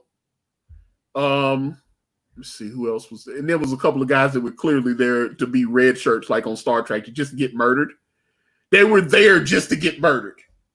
They were TJ Swan, they fucked over Tyrion. I don't think anything that Tyrion did in the last few seasons is really gonna happen in the books with Tyrion. I really don't think so. A lot of people pointed out Tyrion went from being very smart to always being dumb. He kept making dumb decisions. Here's the thing. Here's the storyline, like in book 4 with Tyrion. After Shay dies and he kills the dad and he escapes, he's basically drunk for a whole book and like trying drunk, to he's depressed. But it's like he's like drunk, depressed. He's trying to deal with Jorah, who's like shit's happened with Jorah. Anyway, there's all this shit that happens with Tyrion that they don't really do in the show. Well, no, okay, and also so at he's escaped, and him and Varys are trapped. Varys is trying to take him to meet with Daenerys.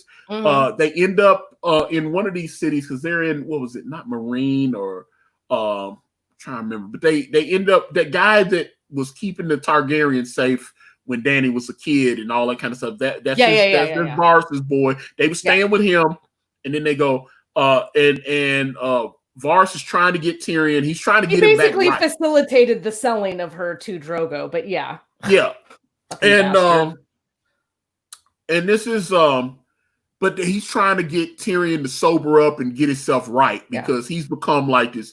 All he's doing is just being a drunk all day at that point. And he's like, hey, let me get you cleaned up, and I know you can help and do all this kind of stuff, right? Bam. Okay. And then they start traveling to go meet Daenerys. Yeah. And at that point, they get separated because Jorah recognizes, he's like, wait a minute, that's Tyrion Lannister. And he kidnaps him, and he goes, wait a minute, the Lannisters. Yeah, see, this is all the shit. I fucking hated all the shit on the show. If I give Daenerys one of the Lannisters, then she could have bargaining power maybe, and could maybe, she would maybe let me come back to work for her again and serve her. And even though she had banished him from the city and the whole deal. So at that point, he kidnaps him, and Varys is like, hey, where's he at? All this kind of stuff. So he kidnaps him. They go through Dune or whatever, which was the old Valyria, the Tower of Dune, or where all the grayscale people are.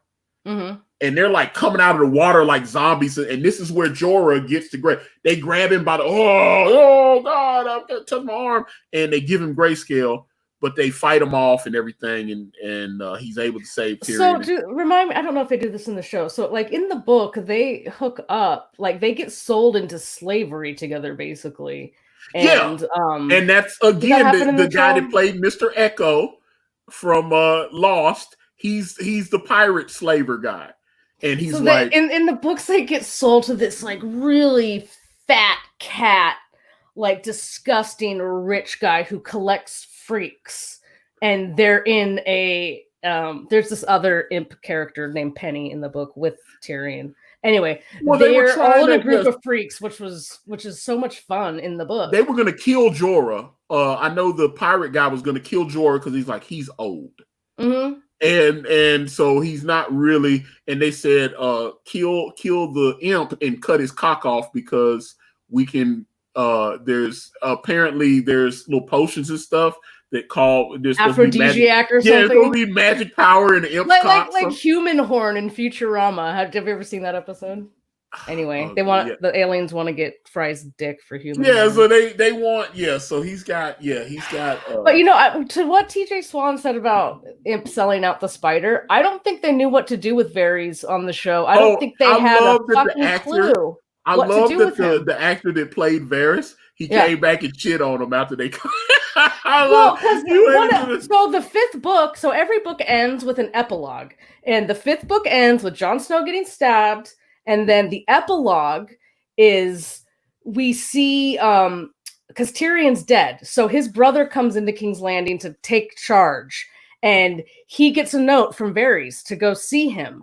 And he goes up to this tower and he turns around and Varys is there with his little birds, which is basically he has a group of kids and they kill Uncle Lannister. And you're just like, holy shit. And like Varys is like, it's revealed very clearly that Varys is very much behind the scenes doing a lot of shit. And they killed the priest guy too, the maester. They killed the maester too because they were starting to get Cersei back. Cersei was drunk and she had too much power, and they were like, "Oh my God!" Varys is like, "I can't let these people fix Cersei." They were starting to get Cersei under control, right? So they're like, "No, we can't allow you guys to fix Cersei's mistake. We need to let this thing turn to shit, so that it can be conquered." Yeah. So at that point. That's what happened in the book, but that's obviously not what happened on the show. Right. So, but that's why I think they fucked over Varys as a character on the show. They just didn't know what to do with him. Varys is definitely one of my favorites. Him and Littlefinger, their little things together. Yeah. That's why I said like their first 4 seasons, loved it. Yeah, just like okay. So at that point, it just got really confusing. Like I said, season 7. Light speed, warp speed. They meet, obviously they go over the wall. They go, run and go get help. And I'm like, dude, you guys have been walking for, it seems like a couple of days beyond the wall. And Gendry is able to run. They say, you're the fastest. And he's able to run all this time. They took days to get. He's able to run all that way and get a raven off or whatever. Yeah. What was it, like 10 minutes later or something? Yeah, it was crazy. So like I said, they're deep over the wall. They're not just like a day, you know what I'm saying? And the way they edit those scenes, they don't make it feel like any time has passed. The way it's edited and put together, it was terrible. It was too quick. Yeah. And then, so at that point, you got Gendry. He gets, and all of a sudden you're like, oh, they're fucked. And here comes Dany and all 3 dragons. Yeah, like what? And then all of a sudden, here you see them. I hated that episode, Antonio. I gotta be honest, that was a badass moment, though. I loved it. It looked beautiful. They come but in it made with the no dragons. sense. It made no sense. Yeah, it's like you go. At the same point in time, I saw her show up with the dragon. I said, these dragons with this warp speed is bullshit. Because, like I said, they flew down to King's Landing. They got there like that. After that happened, I was super happy that one of them died. Not to mention, I was happy. Hold up, though. But wait, when she flew back with the dragons, Gendry wasn't with her. Yeah. So how the fuck did she know where they were? I wonder if she came before the Raven came. Maybe that's the explanation. No, maybe he went and got help. Oh, that was the whole point. So how did Dany? Dany has never been beyond the wall before. She'd never been in the North before. No. How the hell does she know where Jon Snow went? Yeah, horrible writing. Terrible. Because I was like, shouldn't Gendry be hanging on to her back like, oh shit, like being all scared and stuff like, yeah, they're over there. Nothing. He didn't. She just magically knew where they were. And I was like, that's weird. Yeah, that sucked. That totally sucked. That was like, I was like, oh, well, this is fucking garbage. I watched the rest, but ugh. To be somewhat fair, armies are extremely. Yeah, but this is like the winter. They're it was only like 8 people. It wasn't like a whole group. It was only like 8 people that went beyond the wall. And also, they even said that like they went miles. Like, there's no way Gendry. It was again the way it was edited Gendry's together made it look like shit.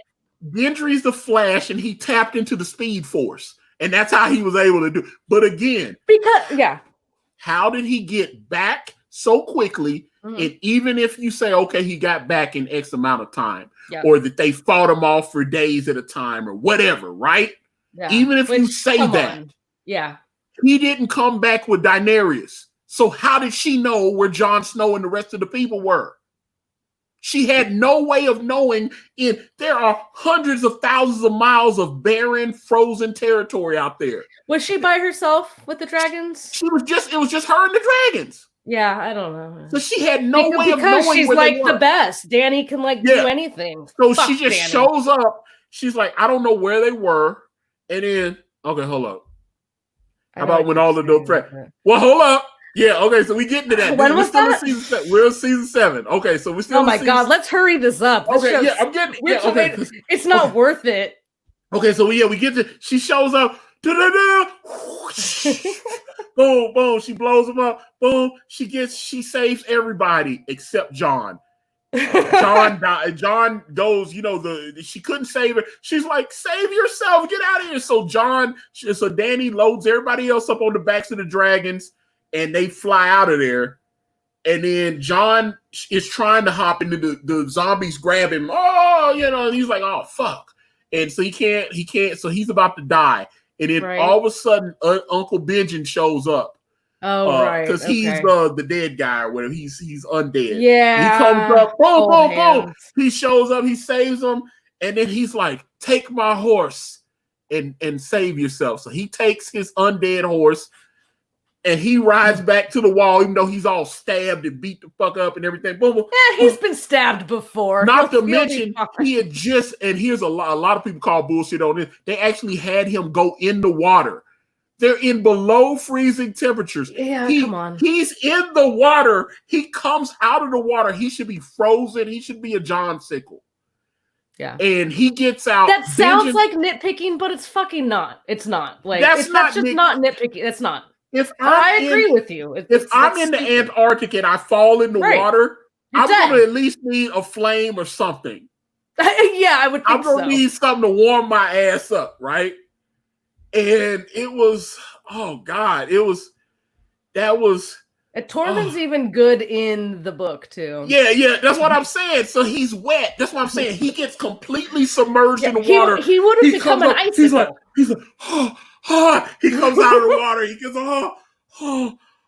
goes, so he should be frozen. And he comes out and all of a sudden the undead turn around and they go, you know what? I know why. I figured it out just now. It's his Targaryen blood. It's that fire blood. So he's got magic. It's the fire blood. Okay. That's fire and blood. Okay, so there you go. Boom. So he's about to, like I said, Benjen rolls up. He's using magic. Boom, boom, blah, blah, blah, boom, boom. He's doing his thing. He saves him. Hey, Uncle Benjen, come with me. No, it's time for it. So he sets off a little time bomb and explodes himself. And John's, he's fucking, this is the same. Remember, they did this when old girl shot him with the arrows too. He's like half dead on the horse. Oh yeah. The horse just instinctively knew to take him back to the wall, and the horse takes him. You forget that John actually had some nice sex moments. Well, he's having a lot of sex with her since they got married. So I was which I was actually happy about that when he actually married the chick that played. I just mean John got to have a little fun in the books before it all totally went to hell. Yeah. Well, okay. So he gets So at that point, now remember he's been resurrected at this point. They decide to go. Now they're taking the zombie down to King's Landing. So they're on Daenerys' ship and they're sailing back down to King's Landing. So dumb. And they're warming him. They're getting him back warm. They're treating him. She sees his chest. He's been stabbed 8 times in the chest. One in the heart that she specifically. These are the scars that she sees, right? Yeah. Oh my god. Yeah. Because they were what's the Onion Knight guy was gonna. He almost spilled the beans, and John was like, yo, don't say nothing. So okay, Onion Knight, bam. He sees that he's telling it, and it was I love Brienne and Tormund. That was badass. So let me see. It's cute. It's cute stuff. But Davos Seaworth and Seaworth, yes. And Davos, but Davos almost he said Davos. he died for the 7 kingdoms, blah blah blah. And he's like, hey, shut up, man. Don't be telling all my business. Keep your mouth shut. And then he shut up at that point.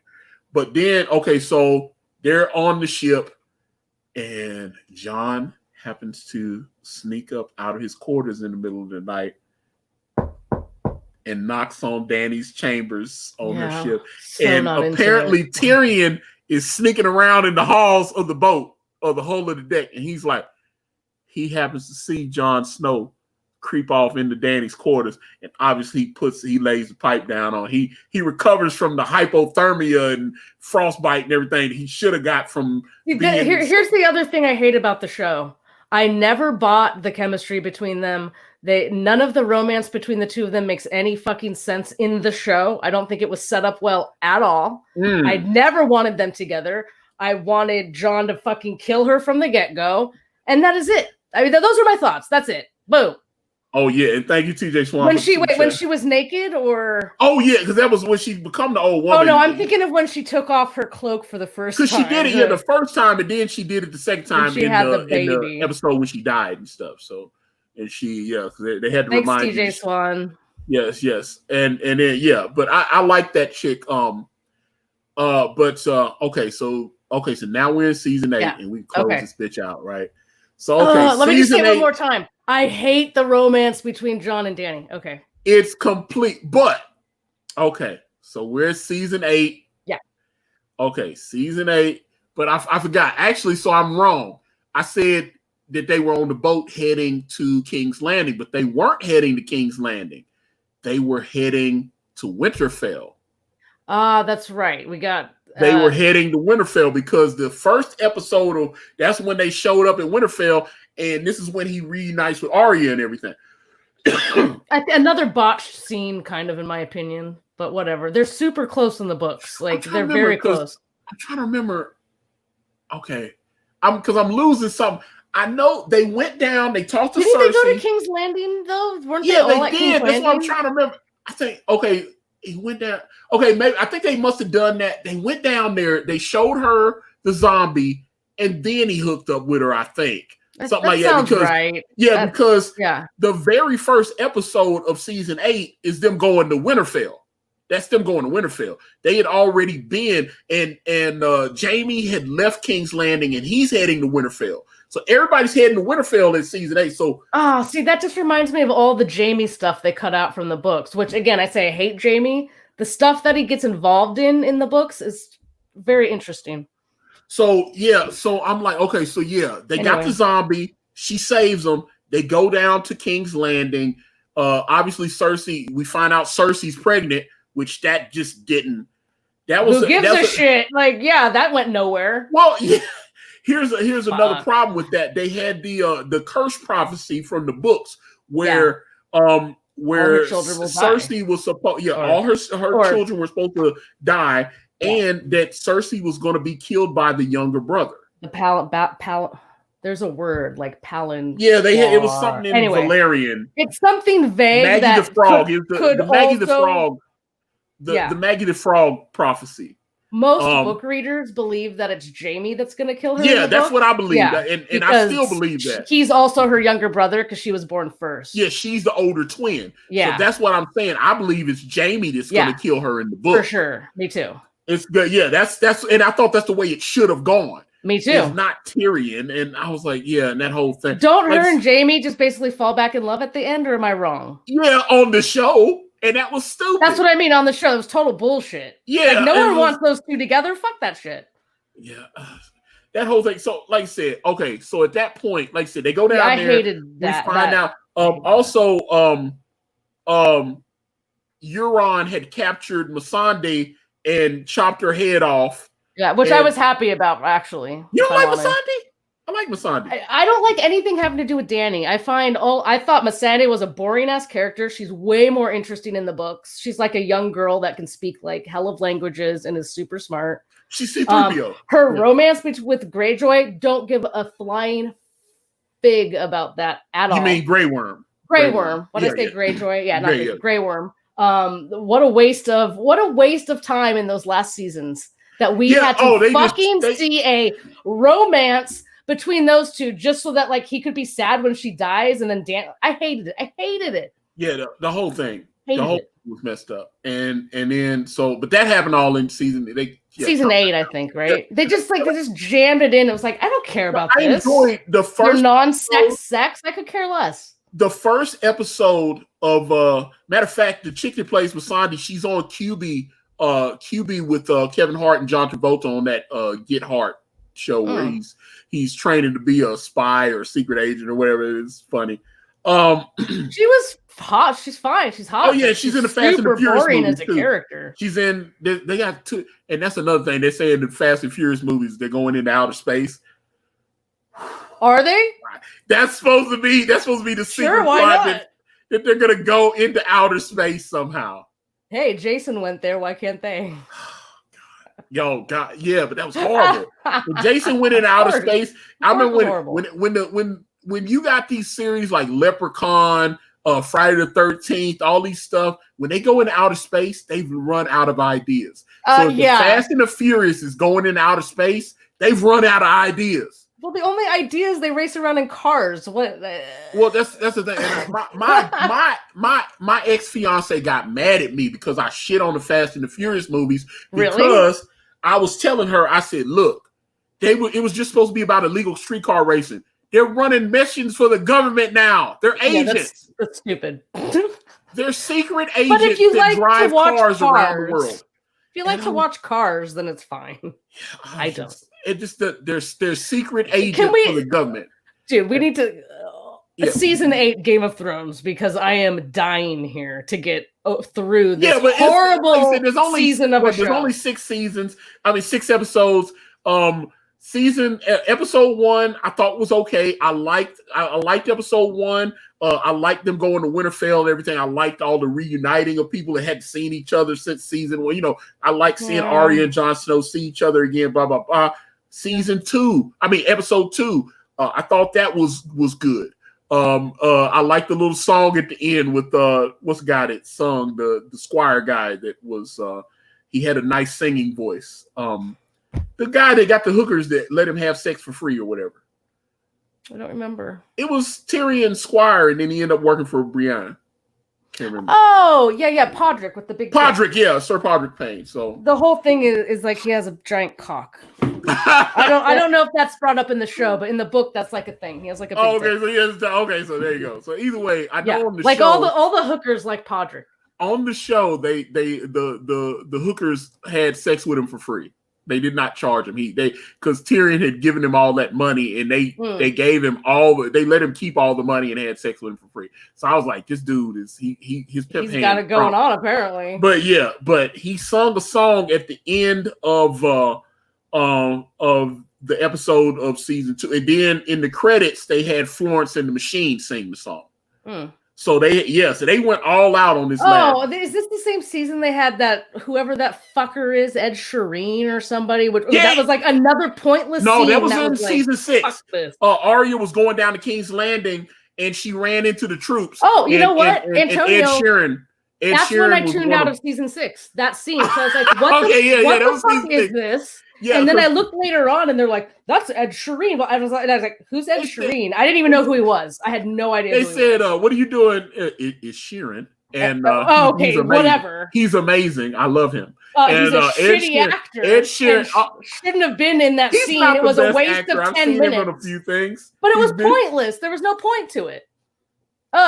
He's friends with the guy that does Sutter, the guy that's the producer on Sons of Anarchy, Carl Sutter. He made an appearance on Sons of Anarchy. He was on his the Bastard Sword. They're really good at wasting my time. Yeah, so he appeared the Bastard Executioner. Doesn't matter. It was pointless. But he was one of the King's Landing soldiers in season 6, and they literally just had him there to sing a song. They just had him sing, he's singing. It was so out of place. It was weird when he started saying, I was like, this is like when they would have those weird guest stars show up on Gilligan's Island. Oh my God. Harlem Globetrotters are here. That's why it was ridiculous. They didn't even have him sing like a minstrel song or anything. Like old timey, like a Renaissance style song or something. He got interviewed about it. They had him write something. And they was like, hey, just write like a folk song or something. And he sung like a verse of it, and then it was it. But he had a nice voice and everything. So I love his voice. And either way, but like I said, that was season 6. So season 8. Yeah. Episode 2. I thought episode 2 was good. They had Podrick sing, and then Florence and the Machine closed the episode out. So then we get to 3, which is The Long Night. Yeah, horrible episode. Okay, so episode 4, they burn the bodies. And we start seeing what's going on in King's Landing and all that. So they start going. So now they're heading back to deal with Cersei because she's a lying piece of shit and she didn't send help. like she promised. Of course she is. Duh. They're so stupid going back, for having believed it in the first place.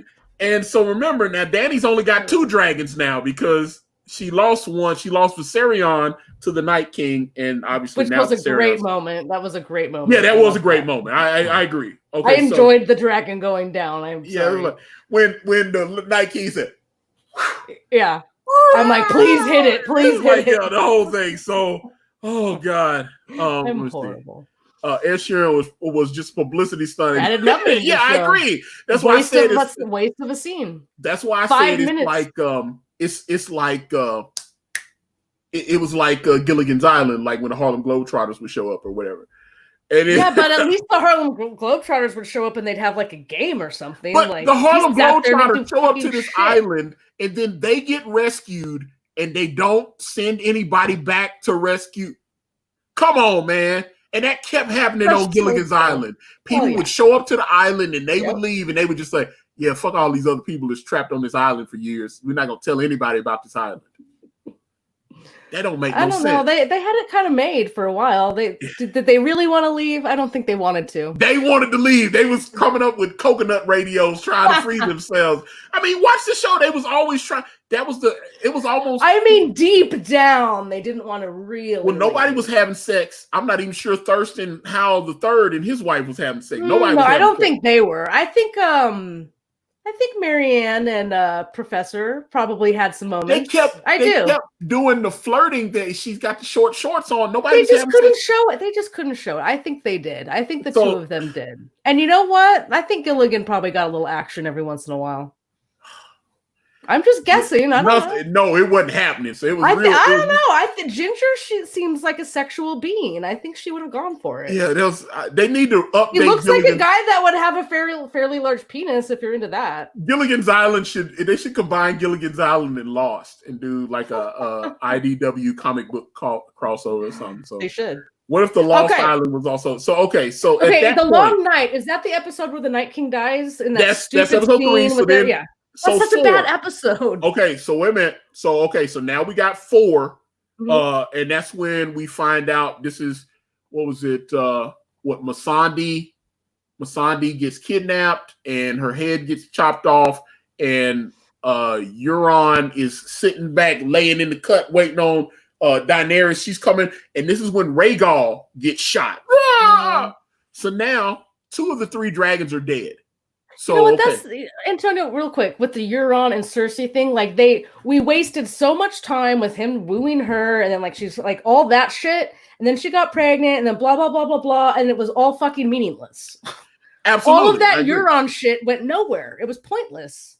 Yeah, it was. Yeah, like I said, they didn't have a plan, and they got their feelings hurt. The producers got their feelings hurt when people start going, "Hey, this is shit. What are you doing?" And shit. And the guy that played Jon Snow still says he hadn't watched it. He shouldn't. He says he doesn't understand. Fans are upset. He said the way the show ended was the right thing, but he doesn't understand why the fans are so upset. And well, you haven't seen it. Sorry, dude. Yeah. So episode 4, Missandei, blah blah blah. Dragon head gets cut off. Head gets cut off, and now. Season 8, episode 5, which is called For the Bells, if I'm not mistaken. Or just The Bells or something. I think it's called The Bells. But this is when Dany goes fucking ape shit. This is when she goes crazy, and just, even though the bells toll and she had agreed with Tyrion, who had freed his brother so he could escape and go, because remember, Jaime had left Brienne after they had, which I thought was such a sweet moment. They were in. I wanted them to be happy and be in love, and I was like, oh, this is so sweet. And then she's crying like, please don't leave. I don't see them ending up together in the books. I don't. Probably not. I don't. I don't think Jaime's going to grow enough. I don't know. Well, anyway, that's a different. We actually get. So. It was okay. So the Bells. So the episode called The Bells, season 8, episode. Total letdown. She went in. She just leveled King's Landing. She just destroyed King's Landing. The Bells they surrendered. Boom, boom, boom. And then she goes, fuck it, I'm just gonna kill everybody, anybody. She just go crazy, and the Unsullied and all her people, they just go in there like, fuck it, we ain't surrendered nothing. Chop everybody's heads off. Let's just wipe everybody off. And I was like, why are they doing this? Why? It didn't make any. It's like, why? And then really over Masande? Really? Really? Episode 5 has the what they call the Clegane Bow, which was right. That could have been better. I don't know. I think I built it up too much. Like I said, if they should have, the last 2 seasons should have both had 10 episodes, and they could have stretched some things out and let it breathe a little bit. I think because all that shit was going on with the Rubble and the Cersei and the John and Danny, all of that stuff, and then just Clegane Bowl in the middle of it was kind of like, okay, fine. And then Mountain Dead is like, okay, well, the Mountain kills Qyburn or whatever. Boom, he's like, obey your queen. Bam, smashes his head like a grape. Bam, he just kills him. Oh, blah blah blah. And then and Arya's going up there to kill Cersei, and Clegane, the Hound, tells her, he's like, hey, you need to go back. You need to let this go. That was disappointing as fuck. That was super disappointing. Yeah, I was like, she should have killed Cersei. That is such fucking garbage. Yeah, but I was upset. I thought Arya should have went back and found Gendry. He had asked her to marry her, and she laughed at him and told him she wasn't a lady. And after she had just fucked his brains out and everything, and it's just like, she was like, hey, I'm a virgin. I want to know what some dick feels like before I die and everything. Yeah. So they had sex. And, that was one thing. I remember they actually broke the episode with that episode of Game of Thrones. It was the #1 trending. People were Googling how old the chick that played Arya was, because they were like, wait a minute. They thought they were watching pornography. Well, if you're going to go by in the book, she's probably definitely underage if she ever has sex with Gendry, but that's another discussion. That's a different discussion. They showed side boobs. I don't like her and Gendry getting together. That did not work. No, I love that. I thought they should have ended up being married. I don't see Arya having sex at all ever. Oh, well, okay. I just don't. She's not interested in my mind. She has way more things on her mind. I could see her wanting to do it just for the dick, but not falling in love with Gendry. Mm-mm. But they had teased them kind of having a relationship when they were at what's the place with the Harrenhal? Not Harrenhal. They may have. I don't personally. I just didn't feel it. Like I don't feel that. It's not. Is Harrenhal the place that the dragon had burnt up or whatever? It's so hard to remember all the different places. I think it's Harrenhal. Yeah, Harrenhal had been, and Tywin had captured it and all this kind of stuff. Is that where? Oh, I'm thinking of Storm's Landing. Never mind.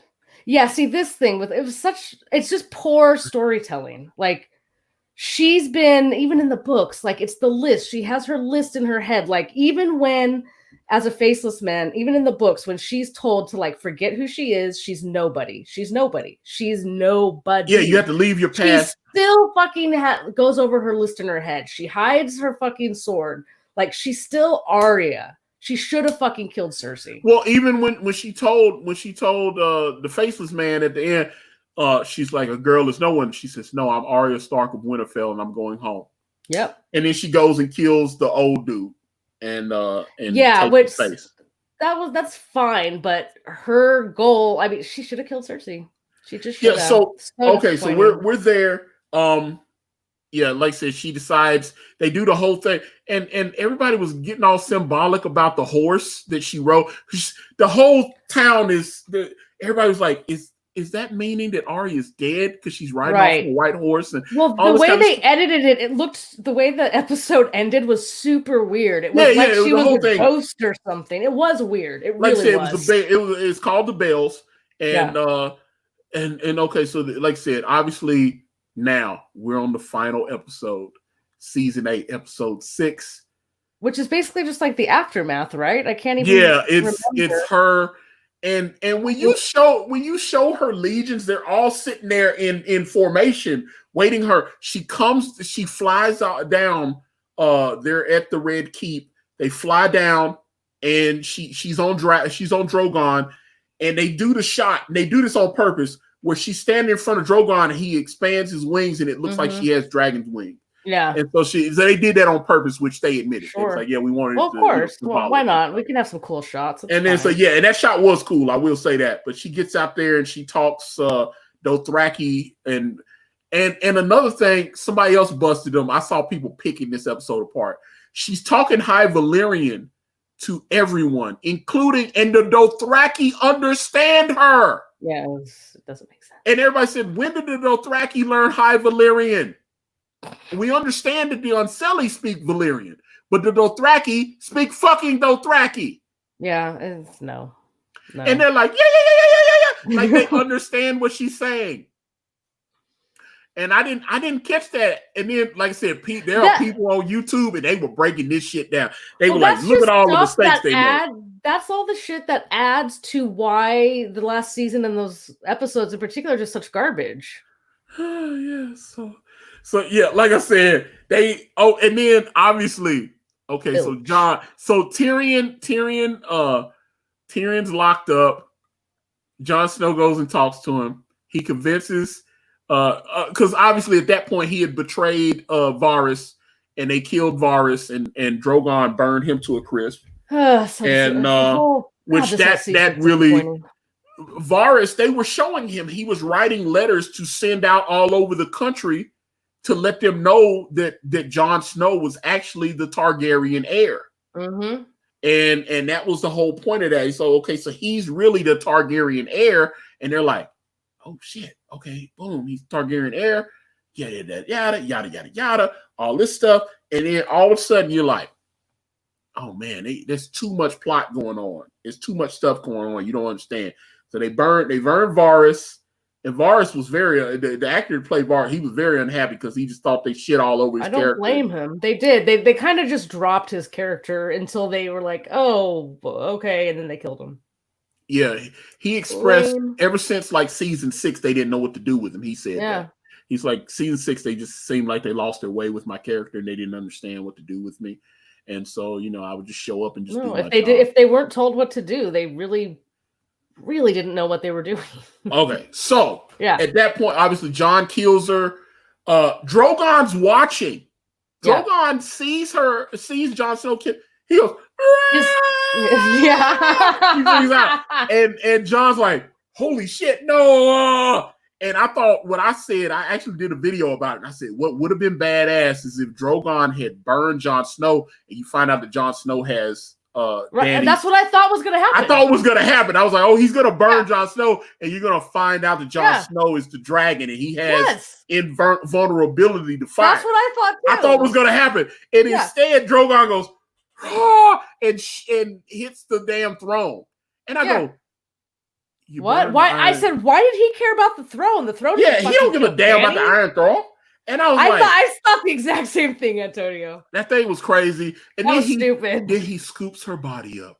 Yeah. And leaves Jon Snow. And then obviously the Dothraki, the Unsullied and everything, the Grey Worm, they're like, oh, you must be killed and blah, blah, blah, blah. And all this stuff happens. And I was like, okay. So then they let Tyrion out. They arrest Jon Snow.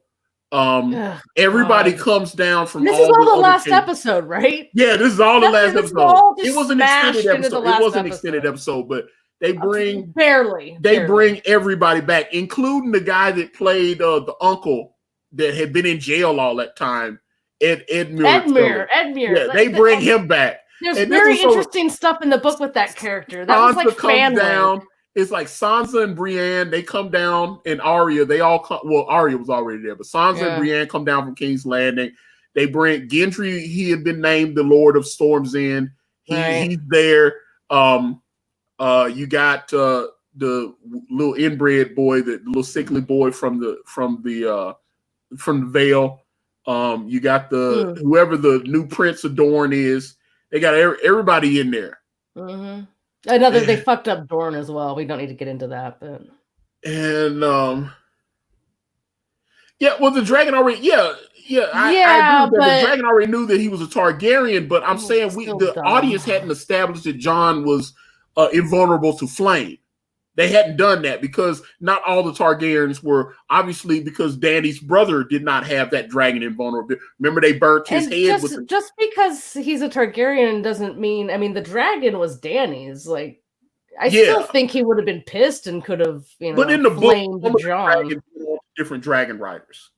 Some of the Targaryen. But she raised them, all three of them. Balerion the Dread, he had a couple of owners after Aegon died, and he went on because Balerion That's the Dread. Why, like, there's a lot of different prophecies in the book, and one of them is like the dragon will have 3 heads. So they think like, Jon has to be a rider, Dany's a rider, and then there's also just speculation on who the 3rd rider could be in the books. Yeah, yeah. Anyway, there's Anyway. So like I said, I thought we were gonna, that Drogon was gonna roast Jon, and then Jon was gonna be alive, and which would have been badass. I thought that stood there, that would have been fine. If he had sit there and been burnt, like standing there naked, just burnt, and just like, all right, man, you tried to burn me up. I'm like, and then Drogon would have been like, okay, and then they would have just been. That would have just been. He was like, okay, cool. And I think he still could have scooped up Dany and flew away, and it would have been fine by me. Like, and then that moment would have been cool. So at that point, the whole thing, they do the trial. They decide, okay, so this is when Bran the Broken becomes king of the 6 kingdoms, not the 7. He allows his sister. Oh my God, he allows Sansa to go back to Winterfell as queen in the north. Mm-hmm. Yeah. Well, that's kind of hinted at throughout the entire series of like... Even though Jon had already been named king of the north. Yeah. Well, he's going to be the king, right? Wait, what is Jon? And here's another thing, which other people pointed out. So they said, okay, you're going back to the Wall. The Wall was under the Night's Watch was under the authority of the North. So once the North becomes its own separate kingdom, even once Jon gets into Northern Territory, that bullshit that they, you know what I'm saying? He's free. I don't think the North isn't in charge of the Wall. Like the Wall's its own entity. It's just in the North. No, but the Warden of the North directly reports to the Night's Watch. That's why, remember, when that guy on the first episode of Game of Thrones, when he saw the White Walkers and he ran, it was Jon, it was Eddard Stark and his men that had to track that guy down. And then it was Eddard that chopped his head off with ice. But they're not but they're not in charge of the Wall. Like they don't man the Wall. They're not involved at all with like the function of the Wall. Besides like that, he's the sheriff. So like if someone from the Night's Watch escape, then and they're in the North, the Starks would be tracking them down. Right. But like, let's say they escaped and like the people at the Wall went and captured him back. They would kill Ned wouldn't be traveling. No, they would. It's just like when Jon Snow executed that one guy that wouldn't obey his orders. He took out Longclaw and cut that guy's head off. But the Starks are the Wardens of the North, and they have direct. They work in consort. So what's your issue? What's the problem then? So I'm saying once Jon got into the North, why the hell is he going by what these other assholes said? Right? They said this like, okay, you gotta go back to the Night's Watch. Okay. Oh, I see what you're saying. And so I was like, and his sister's the queen. See, like I didn't even remember what fucking happened to Jon at the end because it's like, yeah, your sister's the queen, and the North isn't even part of the 7 kingdoms anymore. I hate Game of Thrones. So the North is its own separate kingdom now. And your sister's the queen. So once you get into Winterfell, you don't have to obey them. You're not in their jurisdiction anymore. But that's the point. If you noticed at the end, Jon went off with the wildlings. He took the wildlings beyond the Wall. And admittedly, they kind of set that up. Like he's very at home with the wildlings. Like he did enjoy his time, but I don't like how it happened. Well, D.B. Weiss and David Benioff admitted that at the end, because there's that scene where Jon's taking the wildlings back home. He left the castle. He left Castle Black and he turned back and he looked. and he just rode off with the wildlings, and they admitted that was John not planning to come back to the castle. That makes complete sense. Yeah, so he was going off to live with the wildlings. He wasn't going back to live, even though obviously. He showed him. Yeah, but to me that was obvious. Like, but he was sentenced. At the fucking wall. He was sentenced to live out the rest of his days with the Night's Watch. That was his sentence. But they admitted that when he turned back and looked, that he wasn't coming back. He was going off to. So that's all 8 seasons of Game of Thrones. That ending sucked. Yes, I agree. Fuck, that sucks. Yeah, but even though, again, I don't mind that ending for John, just not how they get there at all. And then obviously, I don't need him to be John. John never wants to be in charge throughout all the books. He doesn't ever want to be in charge. He really doesn't. He doesn't want to be fucking king. And again, so that makes sense. Ending up with Gendry, I thought that pissed me off. I'm fine with that. She decided to go off and be a sailor. I was like, okay, yeah, so you're a pirate She's now. not gonna fucking. You think she was actually gonna stay in King's Landing and have babies? Are you fucking insane, Antonio? No. Even if she didn't do that, I thought they should. Even if I thought she should go off and. That's Sansa's job. No, but if she went, so I actually thought because she kissed Tyrion, I thought that her and Tyrion should have wrecked. Because she talked about that was never gonna work. No, but she always said Tyrion was good to her. No, I think they would be. They would remain very good friends. And Tyrion cared about her so much that he betrayed Jon's trust and told her that Jon was a Targaryen, even though he wasn't supposed to.